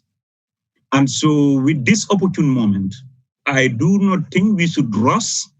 There are tons of other things that we can do as a council to address now, as opposed to rushing all these 2 items, whether it is the independent monitor tomorrow or the civilian oversight in so many months. Everybody right now in this country is very passionate and very concerned about what is happening and wants to do something about it. Do we want to get it right, or we want to get it politically? If we have to get it right, then all of us must be part of this process. If we have to get it politically, then yes, we can move forward however we are talking about now. But I think it is important that we all come together around these issues and make sure that the solutions that we put at the table are in fact the right solutions. I am a co-sponsor of one of the items, but I do believe that if we have to get this right, we need to have more than 1 Black person in that committee. We need to have a diverse membership in that group. How do we make that happen? We should not rush. We should not rush. This will be here in the next 100 years. Again, I can bet you. We will run into some problems that has to do with how police deal with Black people, how police deal with people of color. So we must have to get this right. But I am very interested as to what is the process of involving Black leadership in the city. They are in the forefront. Yes, me and others may be elected, and so are more focused on policies. But those policies should be reflective of also what our Black leadership is facing in the street and out there. So I would like that engagement to be part of this process. I would also like the membership to be more than just 3 people. So at least it is very inclusive and reflective of what Madison population looks like. If somebody can speak to that process, I'll appreciate that, but I just wanted to make that statement. Thank you. Thank you, Alder. Alder Moreland. Yes, I'd like to make a friendly amendment to Alder Kimball's motion to re-refer to July as opposed to August. And I understand that that's still delaying it. But I think this gives us time because there are a lot of constituents here, and what Alder Balde and Alder Harrington McKinney mentioned is absolutely correct. We need to make sure that communities of color are involved in this process. And I think part of the review of this in the work group, out of the work group, we can do it any way we want to do it, is engaging the people of color, the leaders of color in this whole process, right down to the ordinance, the job description, everything. And I think it's urgent enough. This issue is urgent enough that, as Alder Balde say, we get it right. I don't want to do it quick. And then there are people that are, and we're going to always have people that are not going to be happy regardless to what the product is. And I have to also say to the mayor, I truly appreciate the second or the revised position description. It gets very, very close to the ad hoc committee's recommendations. But I think in order to make sure that everybody has had a say in this, that we need to wait a little bit. And given, I don't know whether it's possible for us to have a special meeting in June to review it then. But I don't think it's ready to go to Common Council right now for the approval.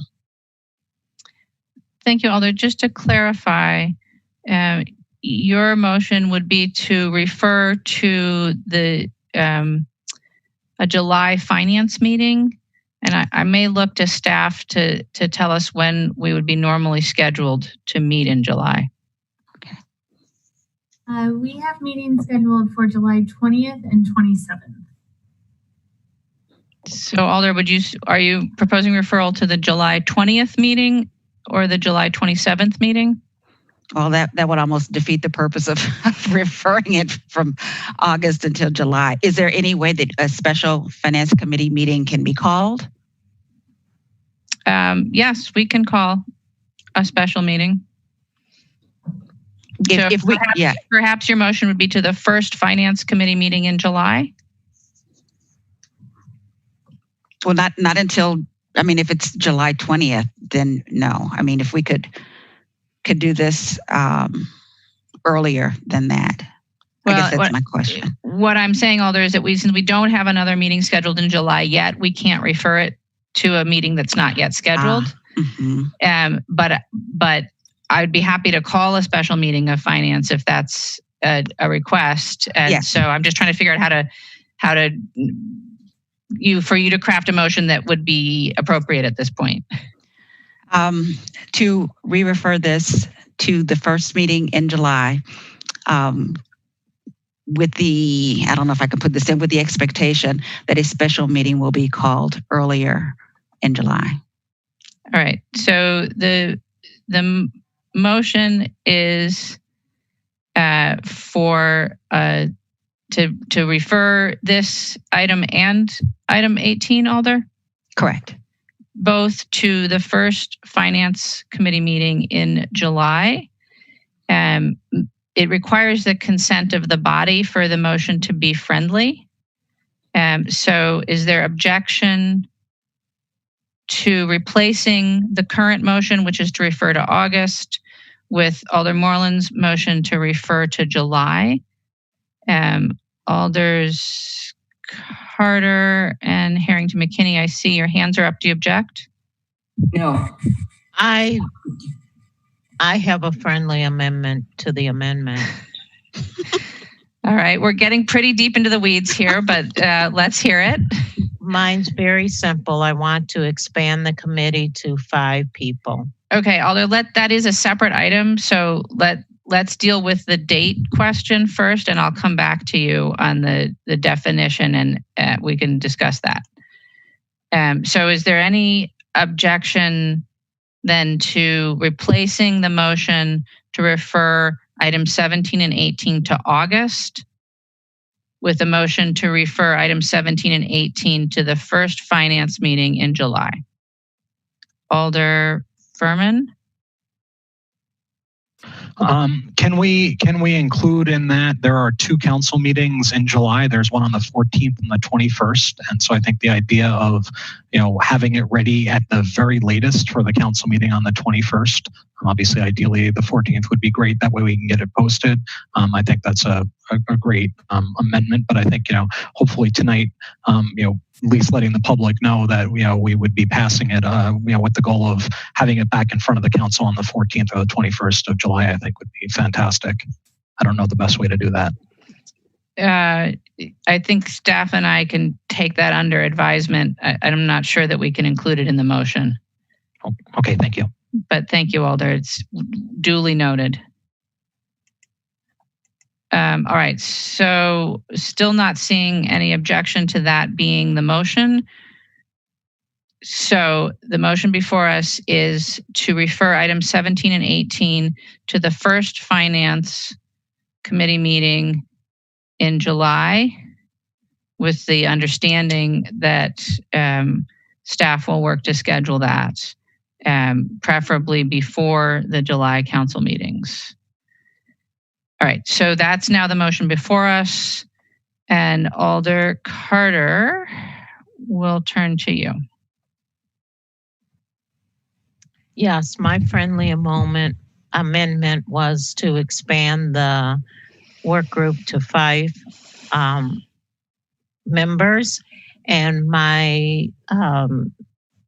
the reason why I say that is I want to make sure that we have complete representation on this Alder work group.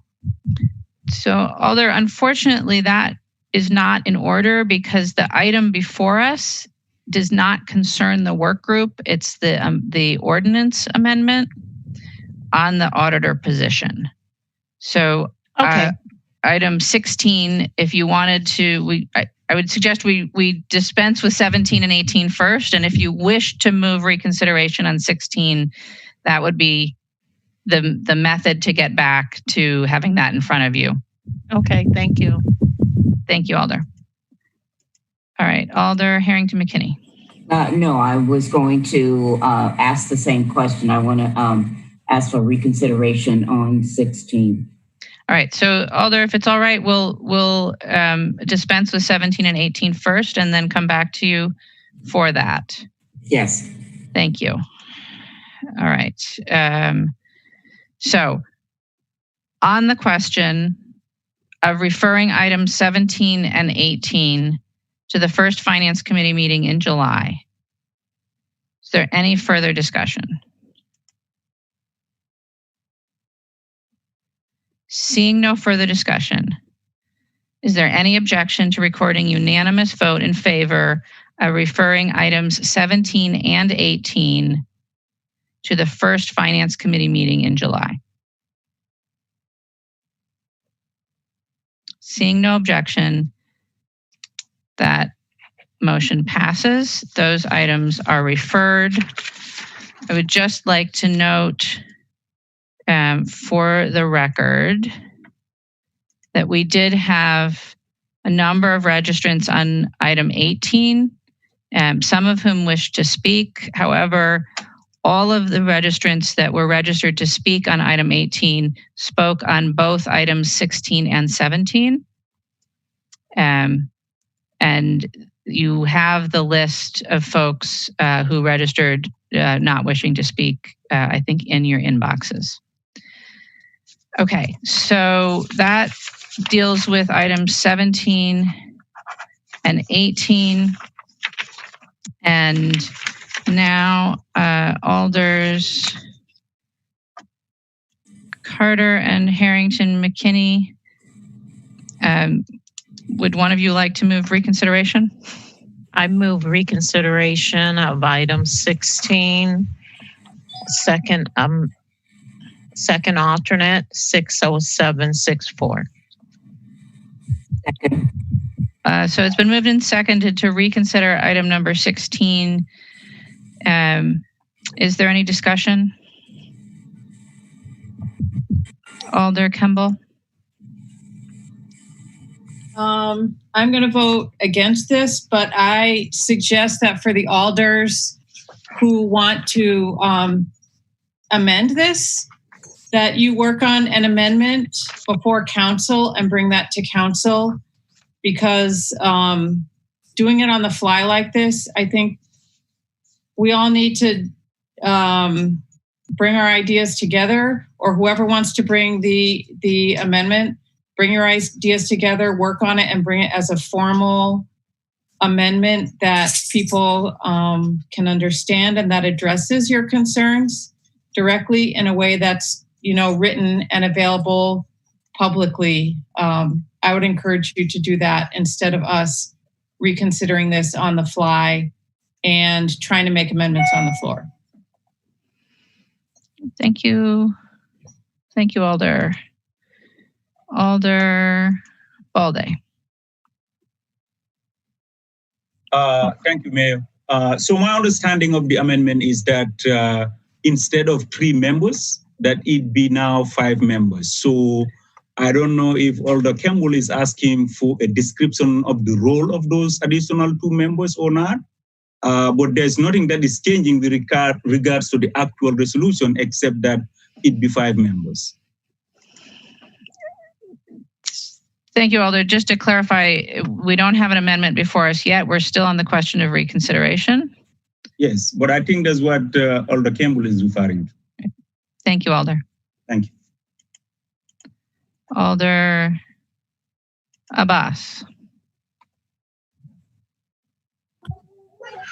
Thank you. I know we already discussed 17-18. We moved to now reconsider 16. I just want to say that I agree with Alder Foster about we should take time. We should really think through this and not rush through it.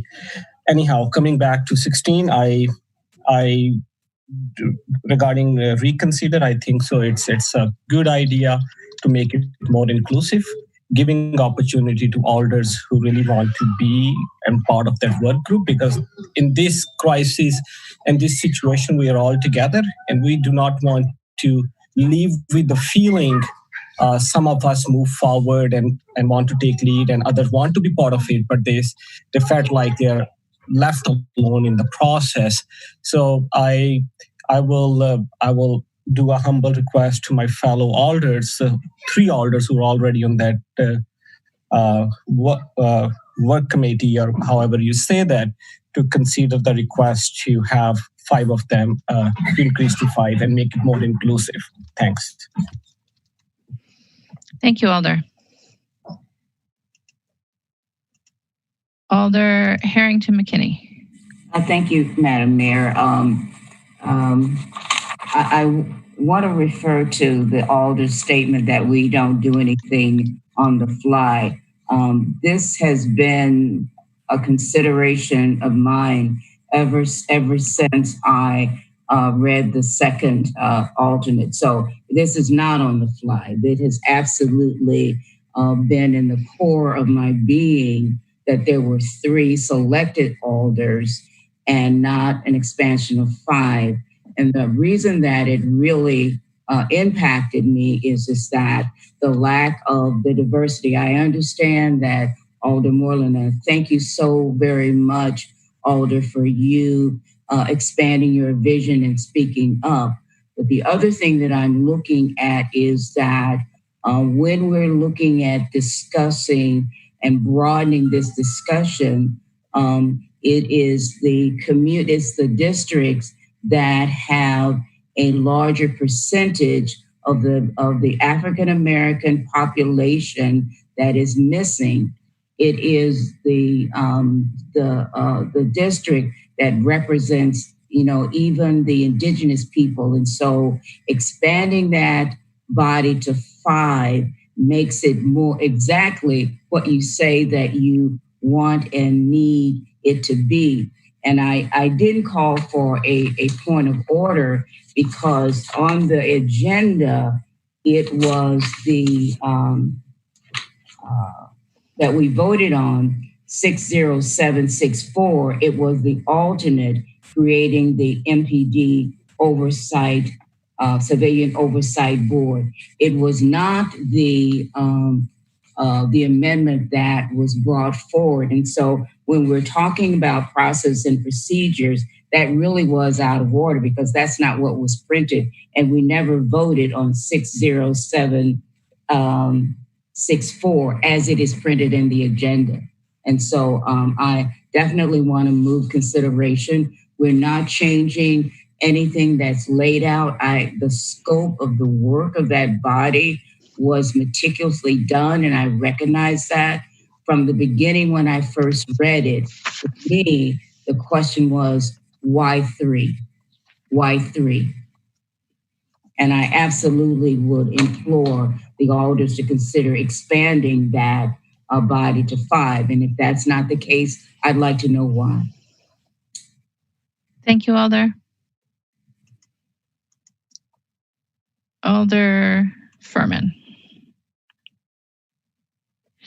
I apologize for prolonging this procedural discussion. I just wanted to make clear that I am not going to vote in favor of reconsideration. I am absolutely open to a discussion on the council floor, especially if that information is presented, before the council meeting on changing the makeup of that group. I also just want to continue to remind the public as well as my colleagues that just because you're not on a committee doesn't mean you actually can't participate on that committee. There are plenty of committees I show up to on a regular basis that I'm not a voting member on.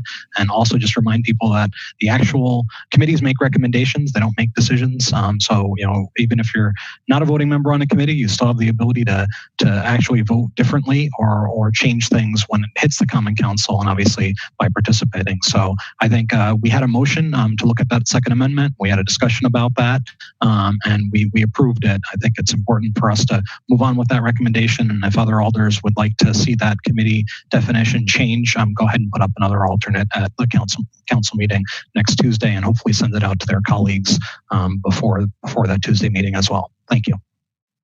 Thank you, Alder. All right, I have no other alders in the queue. The question is reconsideration of item number 16. I'm going to anticipate that we need a roll call vote and unmute you all. Some of you may need to unmute yourselves and staff may need to mute yourselves. And Laura, would you please call the roll? All those in favor of reconsideration, aye. Those opposed, no, as your name is called. Alder Carter. Alder Carter, I think you're on mute. God's sake. Aye. Alder Carter is an aye. Alder Furman.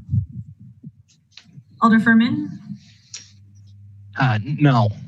Alder Furman votes no. Alder Kimball? No. Alder Kimball votes no. Alder Harrington McKinney? Aye. Alder Harrington McKinney, aye. Alder Moreland? Abstain. Alder Moreland abstain. Alder Verveer? Yes. No. No. Mayor, we have 3 noes, 2 ayes, and 1 abstention. Thank you, Laura. With 3 noes, 2 ayes, and 1 abstention, the motion fails. Item 16 is not before us. So we will mute you all again and move on to item number 19. So items 19 through 22 are all presentations and discussion items. So Laura, do I turn item 19 over to you? Great. Go ahead, please. So agenda item 19 pertains to the emergency order provision that allowed us to approve budget amendments that exceeded the amounts established in the budget adoption resolution. This will be the last update that we have on this topic because this provision expired on June 1st. So the thresholds established in the budget adoption resolution are now what is being is now the control that's being enforced. So I can share my screen. I won't do that. So based off of the attachment that was in the packet, we have 1 additional amendment that was approved, and this was within PCD, the Office of the Director and the Economic Development Division. We transferred $35,000 across majors in order to increase the 2020 contract amounts for the Latino Chamber and the Latino Chamber of Commerce and the Madison Black Chamber of Commerce. The increased funding that was amended here added to the existing funding that these two organizations receive every year through the city's budget and the Community Development Division. And the increased funding is to assist these organizations' work around COVID recovery, specifically as it pertains to small business. Are there any questions on that item? I don't see any questions on item number 19. So we'll move on to item number 20. And this one is for Dave. Thank you, Mayor. I will share my screen quickly. Can everyone see that? Yes, okay. I'll move through this quickly, just a little update on where we're at with the economy. You may have heard that there was some job growth in May. It's primarily attributed to the hospitality industry and restaurants, about a $2.5 million job growth. Still a long ways to go though. And some other indicators of what the true unemployment rate is when you look at both that core unemployment rate, which was at about 13%, those who are on temporary layoff and those who want a job or want to work full time, that number expands to about 27% that are unemployed, some of which are counted as not in the labor force, others that are counted as in the labor force. Again, this shows where the job growth was, basically restaurants, hiring back staff, growth in construction, and in the healthcare area as some of the healthcare systems began to do elective procedures again, some reopening of retail trade again, probably from delivery and things like that. Again, government was the big drop, probably due to layoffs around the country as some governments are responding to drops in revenue.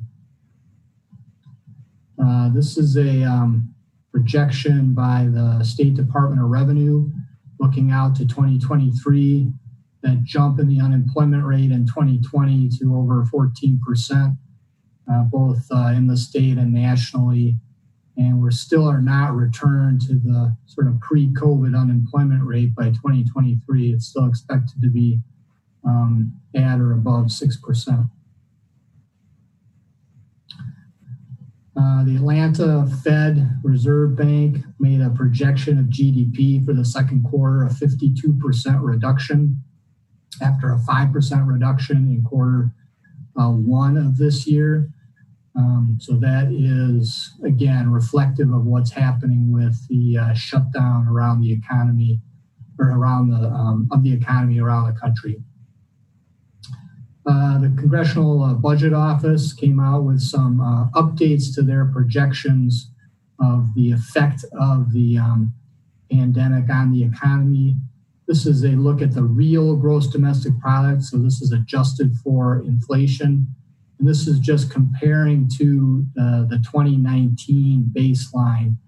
And as you can see, they are not expecting the economy to recover to that baseline number until 2030. So this will be a long recovery, a quick snapback to a higher level after the economy reopens, but not at the level that it was for many years.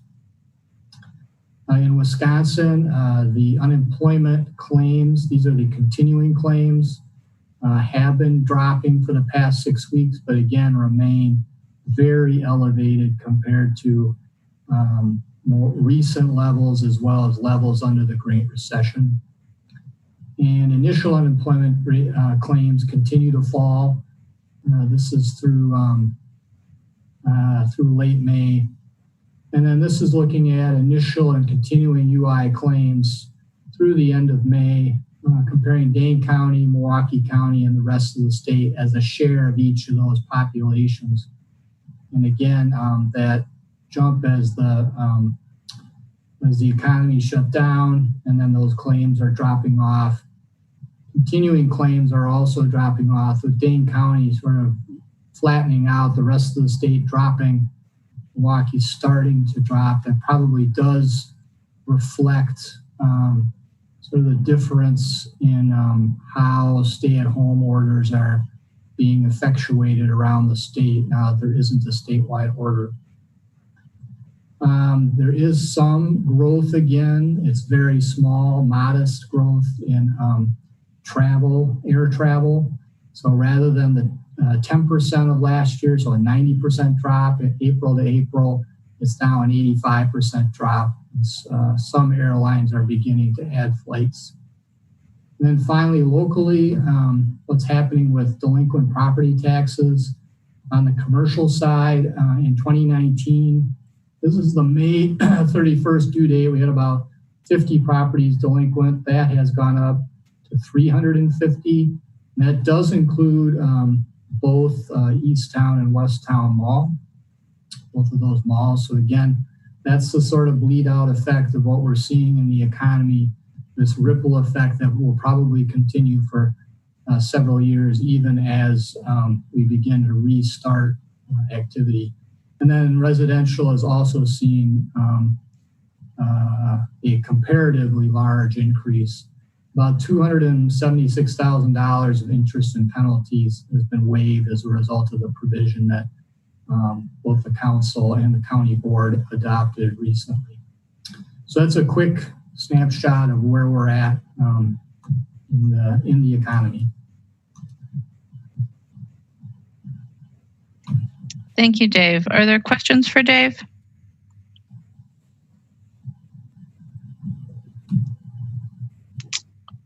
All right, I'm not seeing any questions. So then we'll go on to item number 21, which is an update on the 2020 and 2021 budget. And then I'm going to guess that Laura, that's you. Yep. Okay. So are you seeing a PDF or a PowerPoint slide? We are. Okay, so last Monday, we had budget kickoff with all of the city agencies pertaining to the 2021 operating budget. So today what I'm going to walk through is the materials that were presented to department division heads as part of the budget kickoff, as well as summarize what are some of the next steps in the budget calendar, and then provide some updates about the 2020 outlook and when you can expect your next briefing on that topic. So first, looking ahead to 2021. So we've previewed these numbers with you, but this slide here demonstrates for you the overall outlook for the operating budget. So what's happening here is that expenditures are growing by 22.8 or about 23 million. And that's a 6.7% growth compared to our revenues that are declining by $2 million. So if we break both of those pieces apart to look at really what's driving the increase, the personnel costs are projected to grow by $11.5 million next year. That $11.5 million projection includes all planned step and longevity increases for city employees, as well as bargain pay increases for our sworn staff in police and fire. This also includes projected increases for employee benefit costs like health insurance and pension costs. I will note we are being more conservative in regards to those costs just because of the uncertainty of the economy. The other category of expenditures, this includes mainly all funding in the budget. That is projected to increase by $8.6 million. The biggest driver there is the debt service costs for the new fleet. Hang on one second.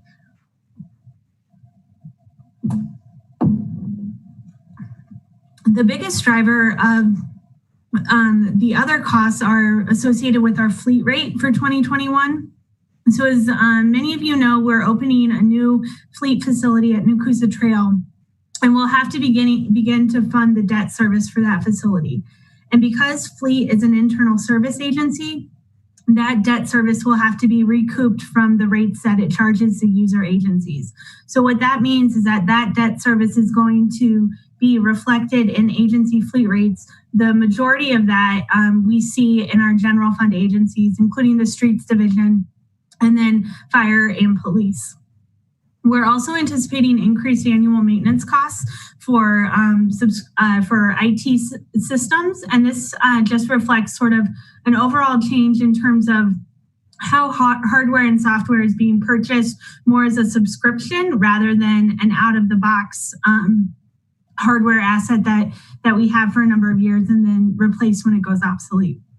I will also note that this category of spending includes all of our funding for the community agency contracts and grant programs in PCD, and the budget continues funding for all those programs. At this level, we're also projecting that debt service will increase by $2.7 million. Now, that assumption is based on a projection that we will borrow levels that are similar to the amount of borrowing that has been done in prior years. So shifting gears to the revenue, we are projecting that the property tax levy would be allowed to grow by $8 million. Now, the property tax levy growth is really driven by two factors.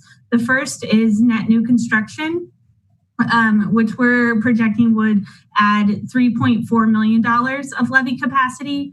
And the second component is debt service. And we're projecting that the debt service impact on the 2021 levy would be $4.6 million. Based off of this projection, the property tax levy would be maxed out under the levy limit program based off of the current calculation.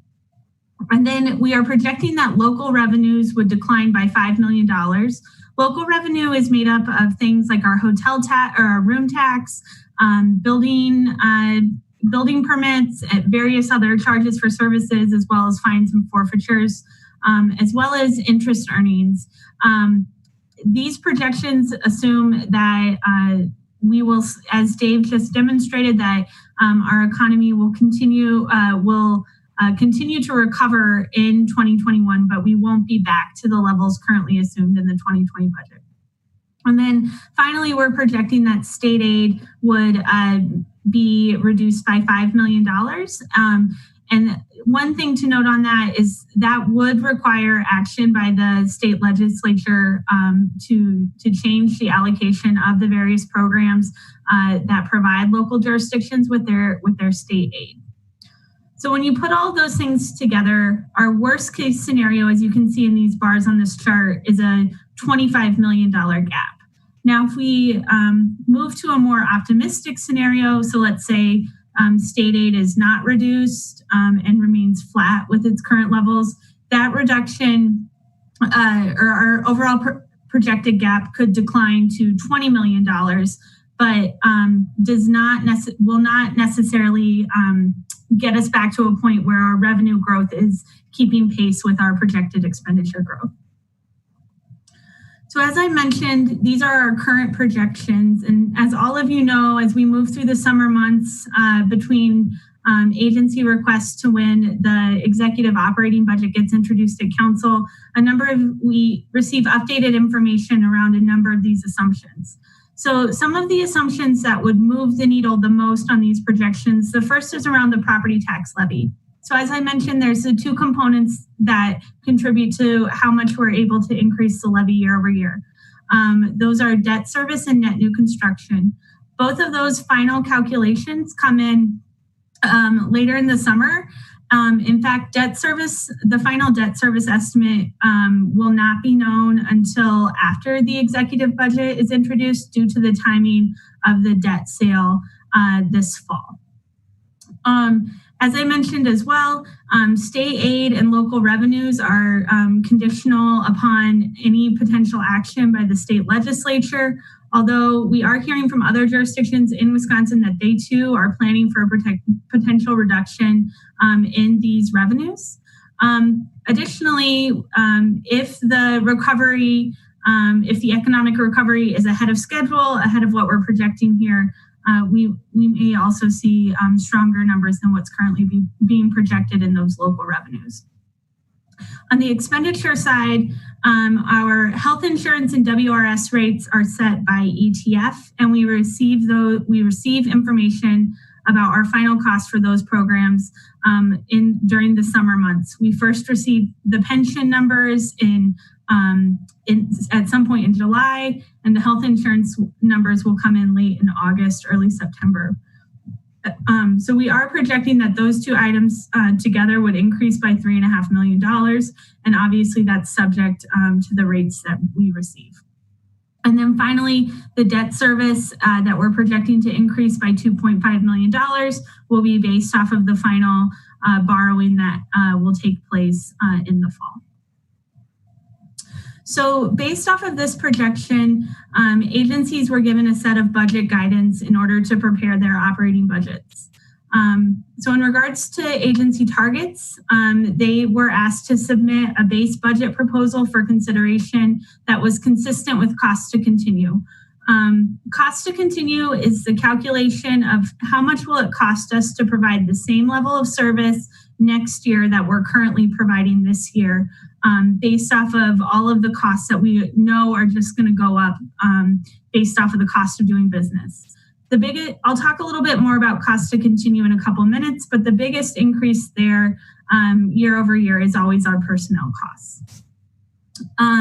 General and library fund agencies are being asked to present recommendations for a 5% reduction from their cost to continue budgets. We're asking agencies to identify ongoing budget reductions rather than one time. When we look at this overall budget gap, definitely a portion of it is driven by the sharp revenue fall-offs attributed to COVID, but underlying here is the structural budget gap that we deal with year in and year out, which is why we're asking for ongoing budget reductions rather than one time to ensure that we're getting to a place of structural budget balance. Enterprise agencies are not being asked to submit reductions, but they are being asked to submit proposals that are in line with their 2021 revenues. Agencies also are not being allowed to submit supplemental budget requests under this guidance. When working on their budget proposal, they'll submit 3 components. The first will be a transmittal memo summarizing the overall goals and major changes that they've outlined in their budget requests, along with their the goals, the service level goals that they are working to achieve in 2021. As has been our case in the past, we're also asking for detailed service proposals that explain the activities that are provided within each of our city services, and to articulate any changes that are being made in terms of how funding for those services are being modified. It's within those service proposals that agencies will identify how they would achieve an overall 5% reduction. And then finally, they'll operationalize their overall budget through a line item budget that demonstrates where their funding is spent in terms of services, and then how their money is spent in terms of category of spending, or what we call majors. Going back a little bit to cost to continue, I do just want to note that we spent a lot of deliberate time in the first quarter this year working with agencies to get a more all-inclusive assessment of what is the true cost of providing our 2020 level of service in 2021.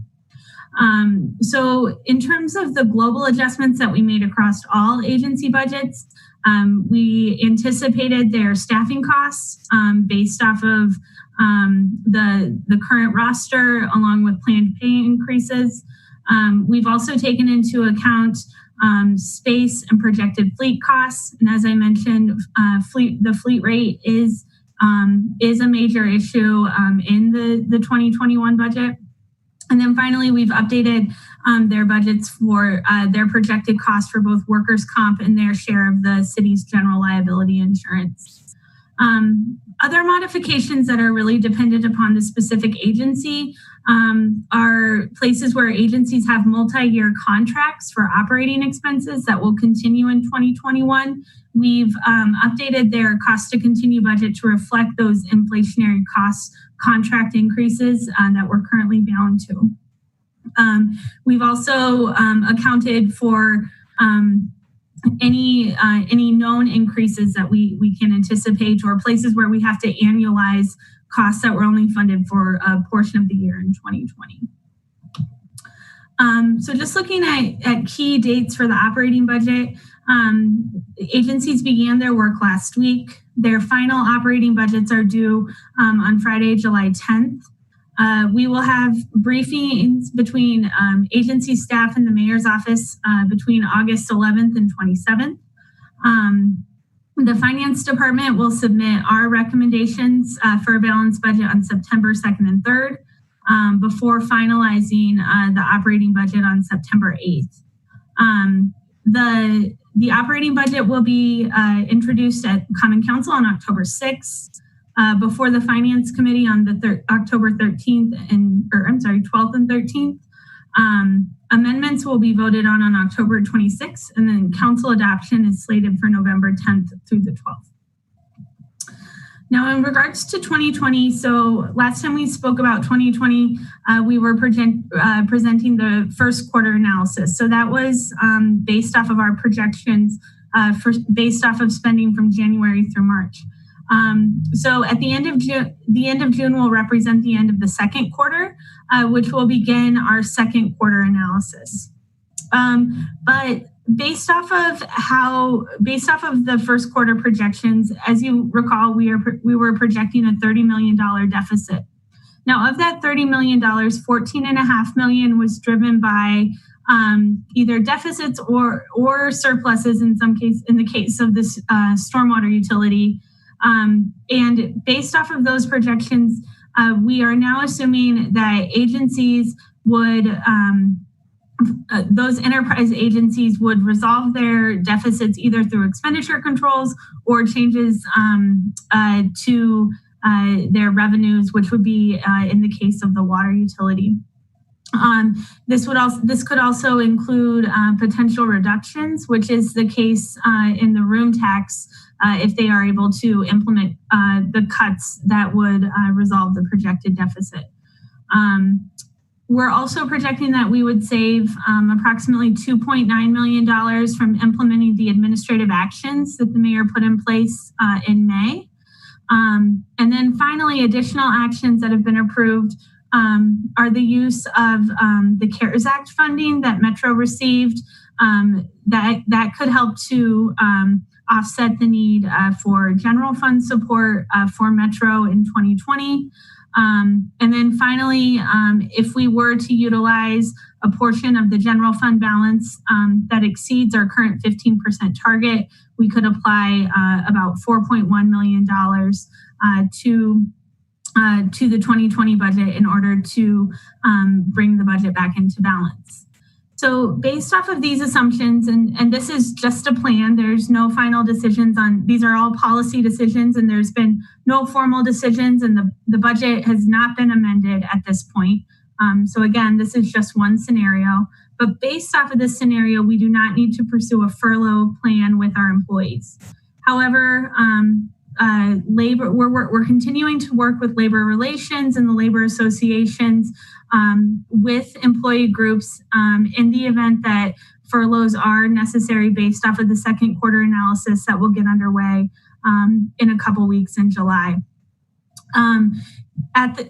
Once we do the second quarter projections, we'll have a better sense of the true costs associated with COVID response. And I think more importantly, we'll have a better sense of the true revenue impacts, especially in our enterprise agencies associated with COVID. At the first quarter, when we only had a couple of weeks of data under which restrictions were in place. And so based off of the second quarter, we'll have multiple months of the actual revenues to base this analysis off. And I will also just note, cost tracking is currently underway for costs associated with the recent unrest, and those costs will also be factored into the overall second quarter projection as well. So that is the end of the presentation. I can answer any questions that people have. Thank you, Laura. Are there questions for Laura? Alder Verveer.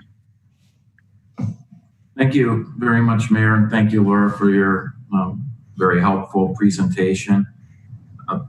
Perhaps the first question I just want to ask, because it really might color our future track as it relates to this very tough budget challenge we face, is asking you actually, Mayor, if you see any signs of optimism that form of direct federal funding might be on the horizon for municipalities. Obviously, the HEROES Act adopted by the House of Representatives was very favorable to Madison under the CDBG formula, where we would do quite well.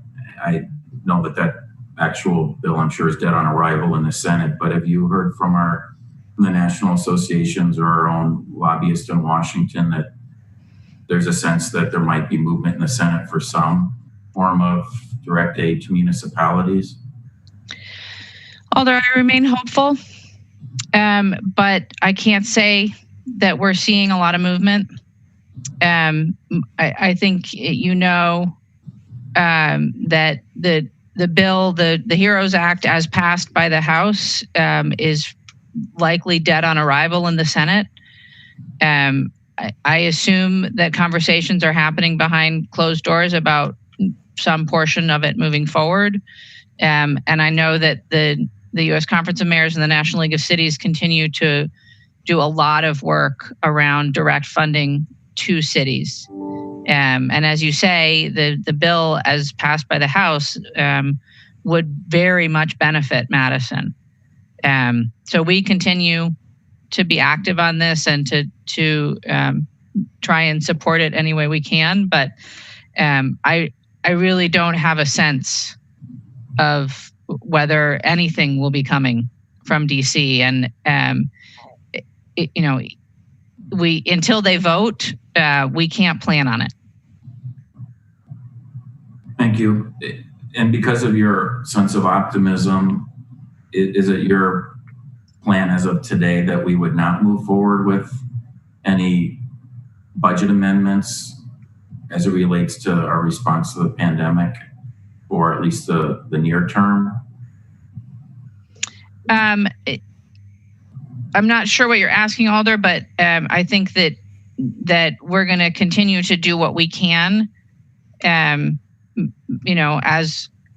soon as we can, with the resources that we know that we have. That process is underway now, and actually, I think you'll hear more about it under the next item.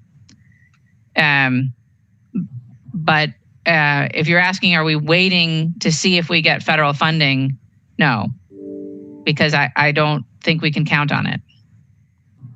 I guess to clarify what I was asking, to put it another way, is it your intention that the council would be asked to adopt 2020 budget amendments due to the pandemic prior to our annual year end?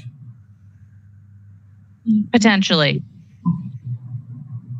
Yeah, I think to build off of the mayor's comments, Alder Verveer, what we're working on through the recovery structure right now is trying to figure out how we maximize the funding that we have access to in terms of aligning needs with the most appropriate funding source.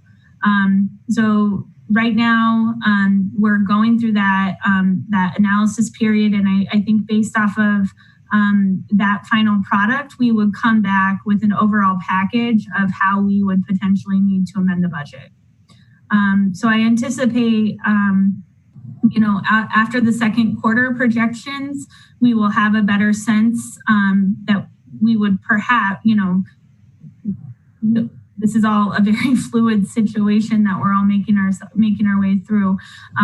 But I could anticipate we may be ready to begin amending the budget based off of that second quarter projection, as has been our practice in the past with a mid-year adjustment prior to the year end.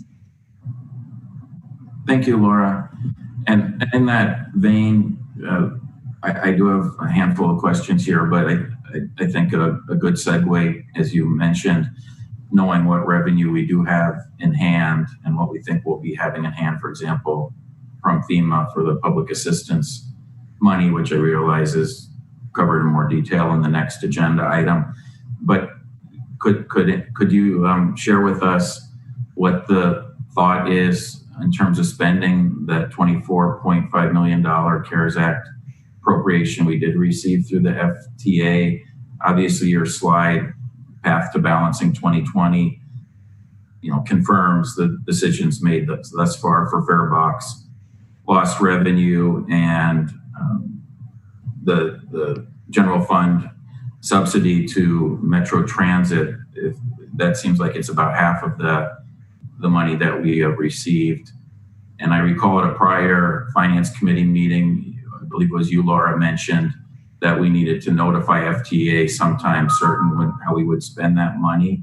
Mm-hmm. So could you confirm that was accurate? And did we need to notify, or do we need to notify FTA how we're spending the money? And does it require any sort of approval on their part? And then, of course, the main question I had was, what about the other half of that funding? Yeah, so that share of the CARES Act funding that we received for transit purposes falls under the provisions of another one of the federal grants that Metro receives. And so what Metro staff have done is they've submitted the necessary initial application to the FTA. We still have, I believe there's a cutoff period later this month where we have the opportunity to potentially amend that. But what we would be able to do here, Alder Verveer, is use a portion of that funding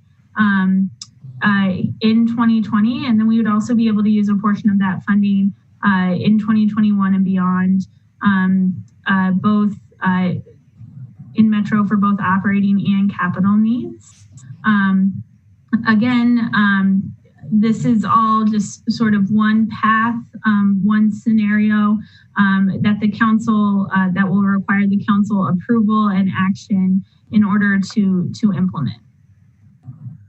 I see. So to summarize that, the other half of that CARES Act funding, we could use to help balance the budget for 2021 for Metro. Is that what you're saying in essence? Yeah, it could be part of the equation for how we think about 2021. Okay, very good. Thank you. Before I move on to a question or two more about 2021 budget, I'm sticking to the slide you have, Path to Balancing 2020, and wanted to just ask, could you very much ballpark for us the projected savings from administrative actions, where you say it's approximately $3 million we're estimating? Could you remind us, please, just very, very generally how that breaks down?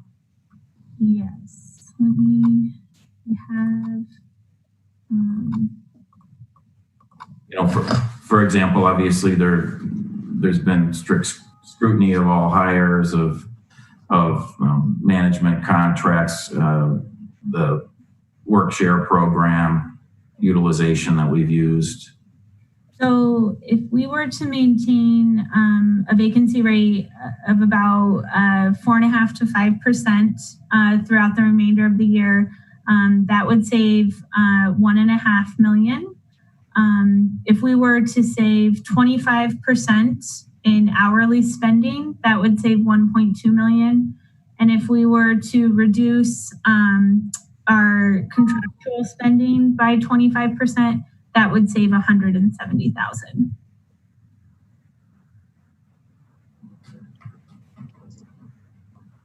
Are there opportunities for further savings utilizing the work share program? I know that there was it's kind of term limited in terms of that extra bonus and unemployment. So at this point, are we kind of left to what we did decide to use, for example, for Monona Terrace employees?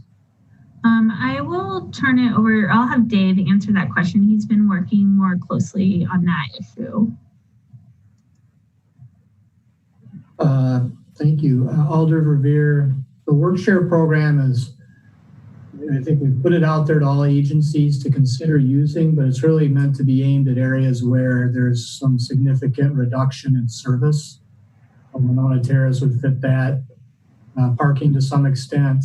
I think Fleet has identified that they're not, they're not at the service levels that they usually are. So those are the agencies that will probably take advantage of the work share program, at least through that period of time when the additional unemployment compensations available under the CARES Act, which is the end of July.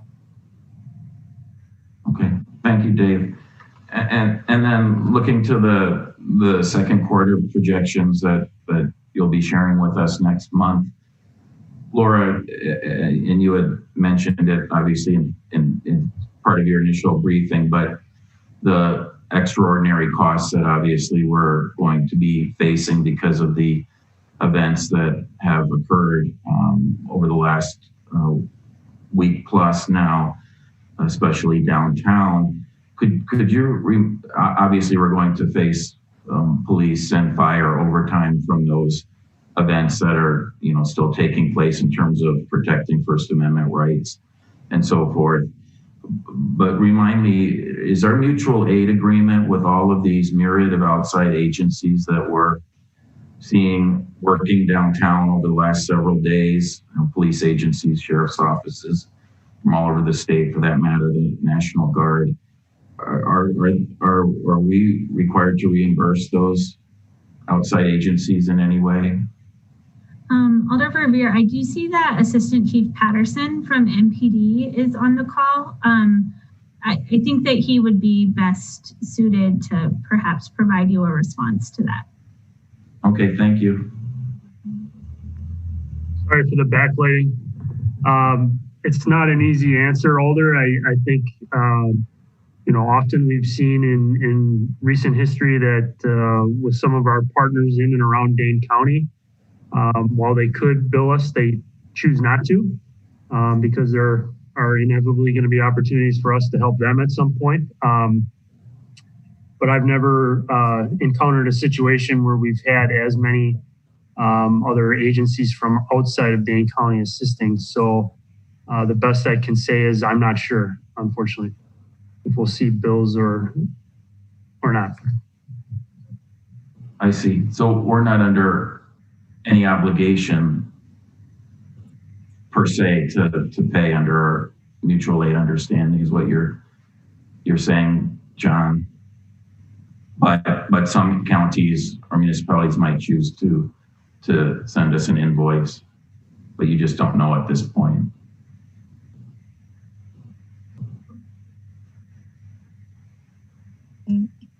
John, I think you're on. Sorry, I muted myself. They can bill us, is my understanding, and we would be obligated if they do. And what about the Wisconsin National Guard?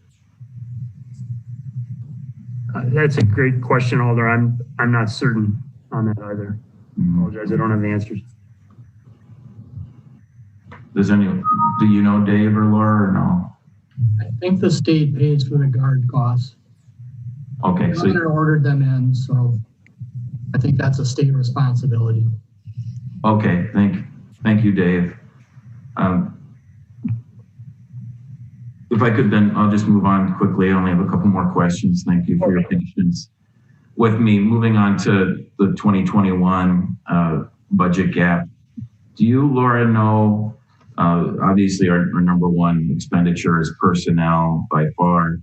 Do you have a bit of a breakdown for us on what those additional estimated $11.5 million personnel costs are between the planned step and longevity increases for city employees versus the collective bargaining agreement increases for Local 311 and MPPOA? I do not have that specific breakout right in front of me, but I would be more than happy to provide those specific breakouts to the committee as a follow-up. Okay, thank you. Yeah, and again, I was just looking for very general ballpark percentages. But just curious. And obviously, we're not anticipating any general wage increase for employees. That is correct. It goes without saying. Could you share with us too, and maybe this requires the mayor, but what the current status is of collective bargaining with Local 695? And did you anticipate in your projection a specific increase for Local 695? For the Teamster agreement? Correct. When you were putting together this very early 2021 budget gap projection, does that include some assumption of an increase for the Metro Transit employees? Yes. So we have taken into account what is currently being bargained with those employees for 2021. There's a couple other things happening in Metro's budget in 2021. That are also that are helping to kind of hold down the overall projected growth rate in the department's overall budget.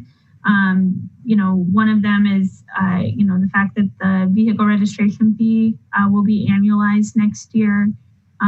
There was also an assumption of fund balance generated in their budget, resulting from an amendment that passed as part of the budget package last year.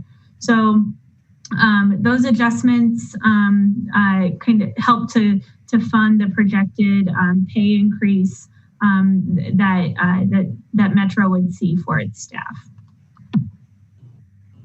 Thank you. And then in terms of debt service, in your presentation, you had mentioned that you assume that borrowing will be similar to 2019 borrowing levels when we borrow in September. So with that said, are we to understand that really agencies have not been directed to reduce their capital expenditures? You don't believe in a significant way through these various administrative actions that will be able to save any money on debt service, that the borrowing really will be similar to what it was last year? Yeah, we're not anticipating a major slowdown in capital spending. I will say agency capital budget requests are due this Friday. And just because we, as a new component to those requests this year, we're asking agencies to give us a high-level status update of all capital projects that were authorized new in 2020, so we could get a sense of what portion of the overall budget is potentially impacted because of COVID and potentially seeing a delay into 2021 that would impact our borrowing. So we will have a much better sense of sort of any delays or major changes to capital spending after we get the agency requests on Friday. I will say that if the debt, by virtue of how the levy limit calculation works out, if we do see savings in debt service, the biggest impact that we're going to see in terms of how the operating budget comes together is that's going to drive down how much we could increase the levy by. Yes, thank you for that reminder. And I know that was in your presentation as well, that it affects our levy limit calculation. And speaking of the capital budget request due at the end of this week, Laura, do you know how soon council members, and for that matter, the public, would be able to access those? Do you know how quickly those might be uploaded on your finance department website? So because we deferred capital a month, we have actually a very, very aggressive turnaround time to get those materials to the mayor's office so we can start having briefings on it, as well as out to the public to see those requests. So my hope is that they would be, based off of our project timelines, those will be posted and available for alders and members of the public I want to say in 7 to 10 business days after this Friday's deadline. So we're working very diligently and focused to really shorten the turnaround time that it takes from when proposals are due to when we get those items published on our website. Thank you. And you'll, of course, let alders know when that's available. You'll send us an email. Most definitely. And as part of the additional efforts we've been making this year to have more frequent updates about both the current year budget and next year's budget, that will be an explicit agenda item at the next Finance Committee meeting when those materials are available on the website, just as another reminder to members of the council and to residents that those materials are out there. Great, thank you. And last question, this was a process question when you mentioned the operating budget kickoff last week and the process. I was intrigued by your conversation about transmittal memos now having a actual formal template. Mm-hmm. As you know, agencies have been all over the board over the years in terms of their transmittal memos, where some agencies literally will have one page, others will have a dozen pages. Thinking of the police department, could you elaborate a little further on what this new template for the transmittal memos will be like for the operating budget this year? Yes. So Alder Revere, you're absolutely correct. In the past, we've seen a lot of different approaches to how agencies have approached that tool that's really intended to provide a high-level summary of their overall request. So for the operating budget request, the transmittal memo starts out by asking agencies to state their goals for 2021. So what are their primary goals that they're working to achieve, and how have they aligned their budget around achieving those goals? They're being asked to describe how their service delivery models have been impacted by COVID, both from the perspective of anticipating a continued response as well as supporting recovery efforts. And then it moves into summarizing any changes that they've made in their request. So we're asking them to talk about any moves that they've made in terms of reallocating funding across services, and then to summarize the reductions that they are proposing and to articulate why these are the proposed reductions. So those will be the sections that you can anticipate in the transmittal memo. Thank you. I think that will be very helpful to not only your office, but certainly us policymakers. Thank you for that innovation very much. And moreover, thank you for responding to all my questions, and again, for your helpful presentation tonight. Mm-hmm. Thank you. Thank you, Mayor. Thank you, Alder. Next is Alder Moreland. Thank you, Mayor. I just have two, hopefully quick questions. With the second quarter projection, can we be provided with an actual versus budget review of each agency? It doesn't have to be detailed, but just an actual to budget at this time frame. Yep. And then the other question is, when you get the update on what the status of the current capital projects are, can we be provided with that update as well? Yeah, those will be part of the agency request, so we can include those in what we publish after they are submitted this week. Okay, thank you. Thank you, Alder. Alder Harrington McKinney. Thank you, Madam Mayor. This is a kind of an overarching question. We're looking at overall budget reductions and considerations across agencies. Have they begun to plan with, especially the direct services, what's the impact going to be on these agencies? Are they framing that, or how are they preparing those direct services, and how will that be impacted?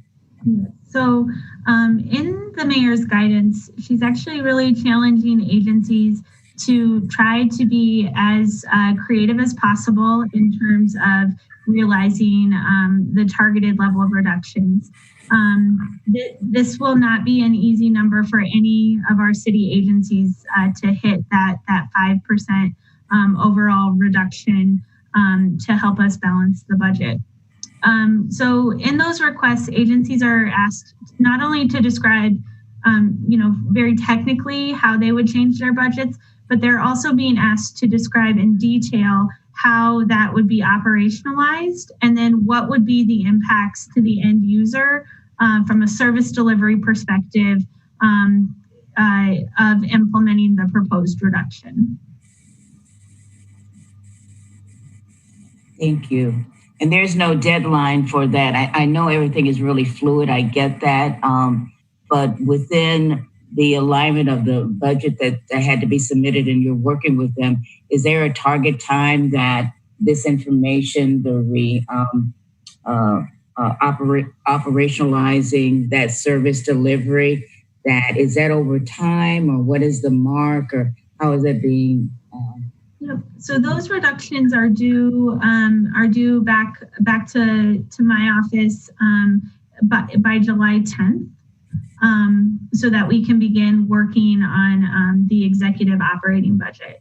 I will say that again, this is not going to be an easy puzzle to put together and to work our way out of, and so we are sort of allowing for maximum levels of flexibility with agencies. We've made multiple calls for agencies to submit savings ideas that might cross other departments, might be completely outside of their department. So we're generating those ideas. We're compiling a list, and we're identifying which of those we can very quickly start to work on and analyze. I will say some of those ideas we've already begun to look at. And we'll continue to look at how we could potentially implement some of those, innovations or off-the-wall ideas to save money throughout the entire planning process. So my final question, Alder, before you go on to your final question, let me just add that if anyone on the council or otherwise has any of those ideas, please share them. That was my follow-up question, is that are there any agencies that have been identified as most vulnerable, and are you paying special attention to them? Because as you said, it's going to be very difficult year across the board. And so those agencies that will become more vulnerable, are they getting special services? I don't know if they are also involved in direct services that will generate down to the service delivery model, but special attention, is that being given to them? We're working with all of the agencies to try to think through, be creative and think through different ways that they can approach generating ideas to hit that target. It's going to be hard for every agency to do this. And it doesn't matter if you are a small agency of 5 people or, one of our biggest agencies of 400 people. Hitting this level of savings is going to be hard. Our agencies are relatively fully staffed. So, we don't have pockets of our organization sitting on big numbers of vacant positions. Our agencies run really lean, tight, non-personnel budgets. So it's not like they're sitting on big non-personnel spending that isn't programmed and utilized every year. So every agency is going to have their services impacted by these reductions. And we are working very closely with those agencies to really find ways that we can, minimize, try to make it, really target maybe those things that are of lower priority, or, those things that would have the smallest impact on the end users. That completes my questions. Thank you. Thank you. Thank you, Alder. I do not have any other alders in the queue for questions. So, seeing no other alder questions, we'll move on to item 22, which is an update on the COVID funding and recovery team. And I assume that we're turning to Mr. Wachter, or is this also you, Laura? Me as well. So I will make this brief. There is an interagency staff team that is working together around COVID recovery programs and moving to implementation on those items. The overall recovery team is really intended to help us transition from the EOC operations to this new recovery structure that's focused on how do we support this effort really for the foreseeable future in the community.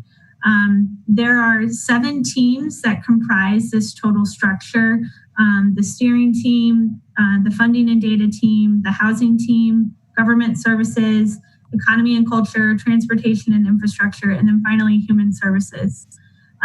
We're here tonight to talk to you about the funding and data coordination team, just to really let you know of its existence, what it's working on.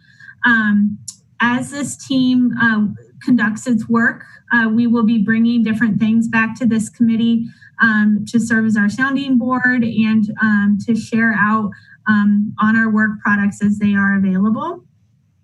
You can see on the attachment to the item here, there's representation from many different departments representing different functional areas of the city. But the work of this team is really oriented into 3 different scopes. So the first is grant research and tracking. And these team members are really focused on how are we identifying all of those available external funding sources that are needed by the more of the direct service elements of the recovery structure in order to support their programming. So we're working on figuring out ways of how do we create a clearinghouse of all of those grant opportunities that are out there. Not only researching opportunities that are out there, but we're also going to be working on tracking the need within the organization so that we're aware of the types of programs that are looking for some sort of external funding source, whether that be a state or federal grant or something more flexible, potentially from the nonprofit or the foundation community.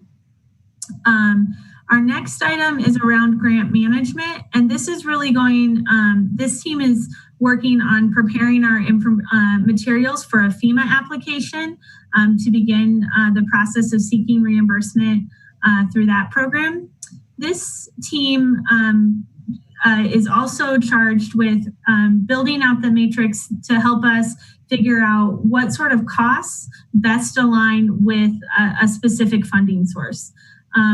With many of these funding sources, they live on a spectrum of most restrictive to least restrictive.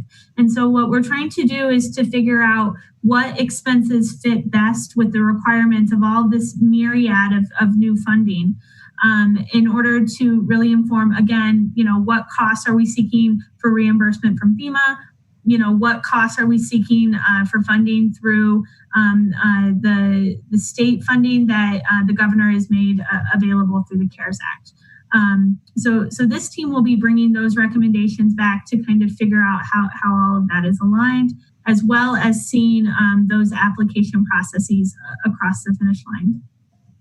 And then finally, we have a group that are working on data collection and analysis. So this team they've brainstormed nearly 100 indicators that help to give us insights either around city operations associated with the COVID response, or as well as more community level indicators that are helping us to monitor our progress on COVID recovery. So this team is leveraging a whole host of internal and external data sources in order to build dashboards that we can consume to gain these insights about how our operations are functioning. Again, this would be something that we would be pushing out to those other teams to really serve as a barometer as we stand up new programs. Are they having the impact that we had hoped? The flip side of that, one thing that we've really seen as we've tried to conceptualize new programs that maybe we hadn't provided before is how do we really know what the appropriate need is? How do we know what the total universe that we're seeking to serve is? And so our hope is by tracking these different indicators, we can approximate by using different proxy indicators what that need might look like. So those are our short-term focus items. Again, this was just really intended to be kind of high level and let the Finance Committee know that work is underway. And I do anticipate that we will be back in many different iterations with additional members of that team as well as other components of the recovery team to talk more about our work and to seek your guidance. Thank you, Laura. Are there any questions? Alder Verveer. Thank you, Mayor, and thank you again, Laura. Just one question. You had mentioned in your presentation just now the state portion of the Federal CARES Act money that the governor has appropriated to us, to the city of Madison. I know it's approximately $4.1 million. Have we heard yet from state DOA or the federal authorities, if our hands are tied, how we can exactly spend that money? Yes. So the state DOA did release guidance on what types of costs are eligible under that program. They are quite restrictive, and so we're continuing to analyze those provisions to fully understand what type of costs we've incurred that are eligible for that funding source versus which items would be deemed ineligible. And I should add, Alder, that my office was on the phone with the governor's office today asking them to make those restrictions less stringent, to allow more costs to be covered by that money. But as Laura says, right now it is quite restrictive, and we're hoping that the governor would see through to loosening that a little bit. Great, thank you for the information. Yeah, I obviously think it's critical that it be allowed to be spent on more than just, for example, our local match of FEMA reimbursement. Mm-hmm. So thank you for your efforts in that area. Thank you, Mayor. Thank you, Alder. Any other questions for Laura on the funding and recovery team? All right, seeing none, that brings us to the end of our agenda. Alder Moreland? I move to adjourn. Alder Carter? Oh. Second. Moved and seconded to adjourn. Is there any objection to recording unanimous vote in favor of adjournment? Seeing no objection, we're adjourned. Thank you all. Have a good night. Thank you.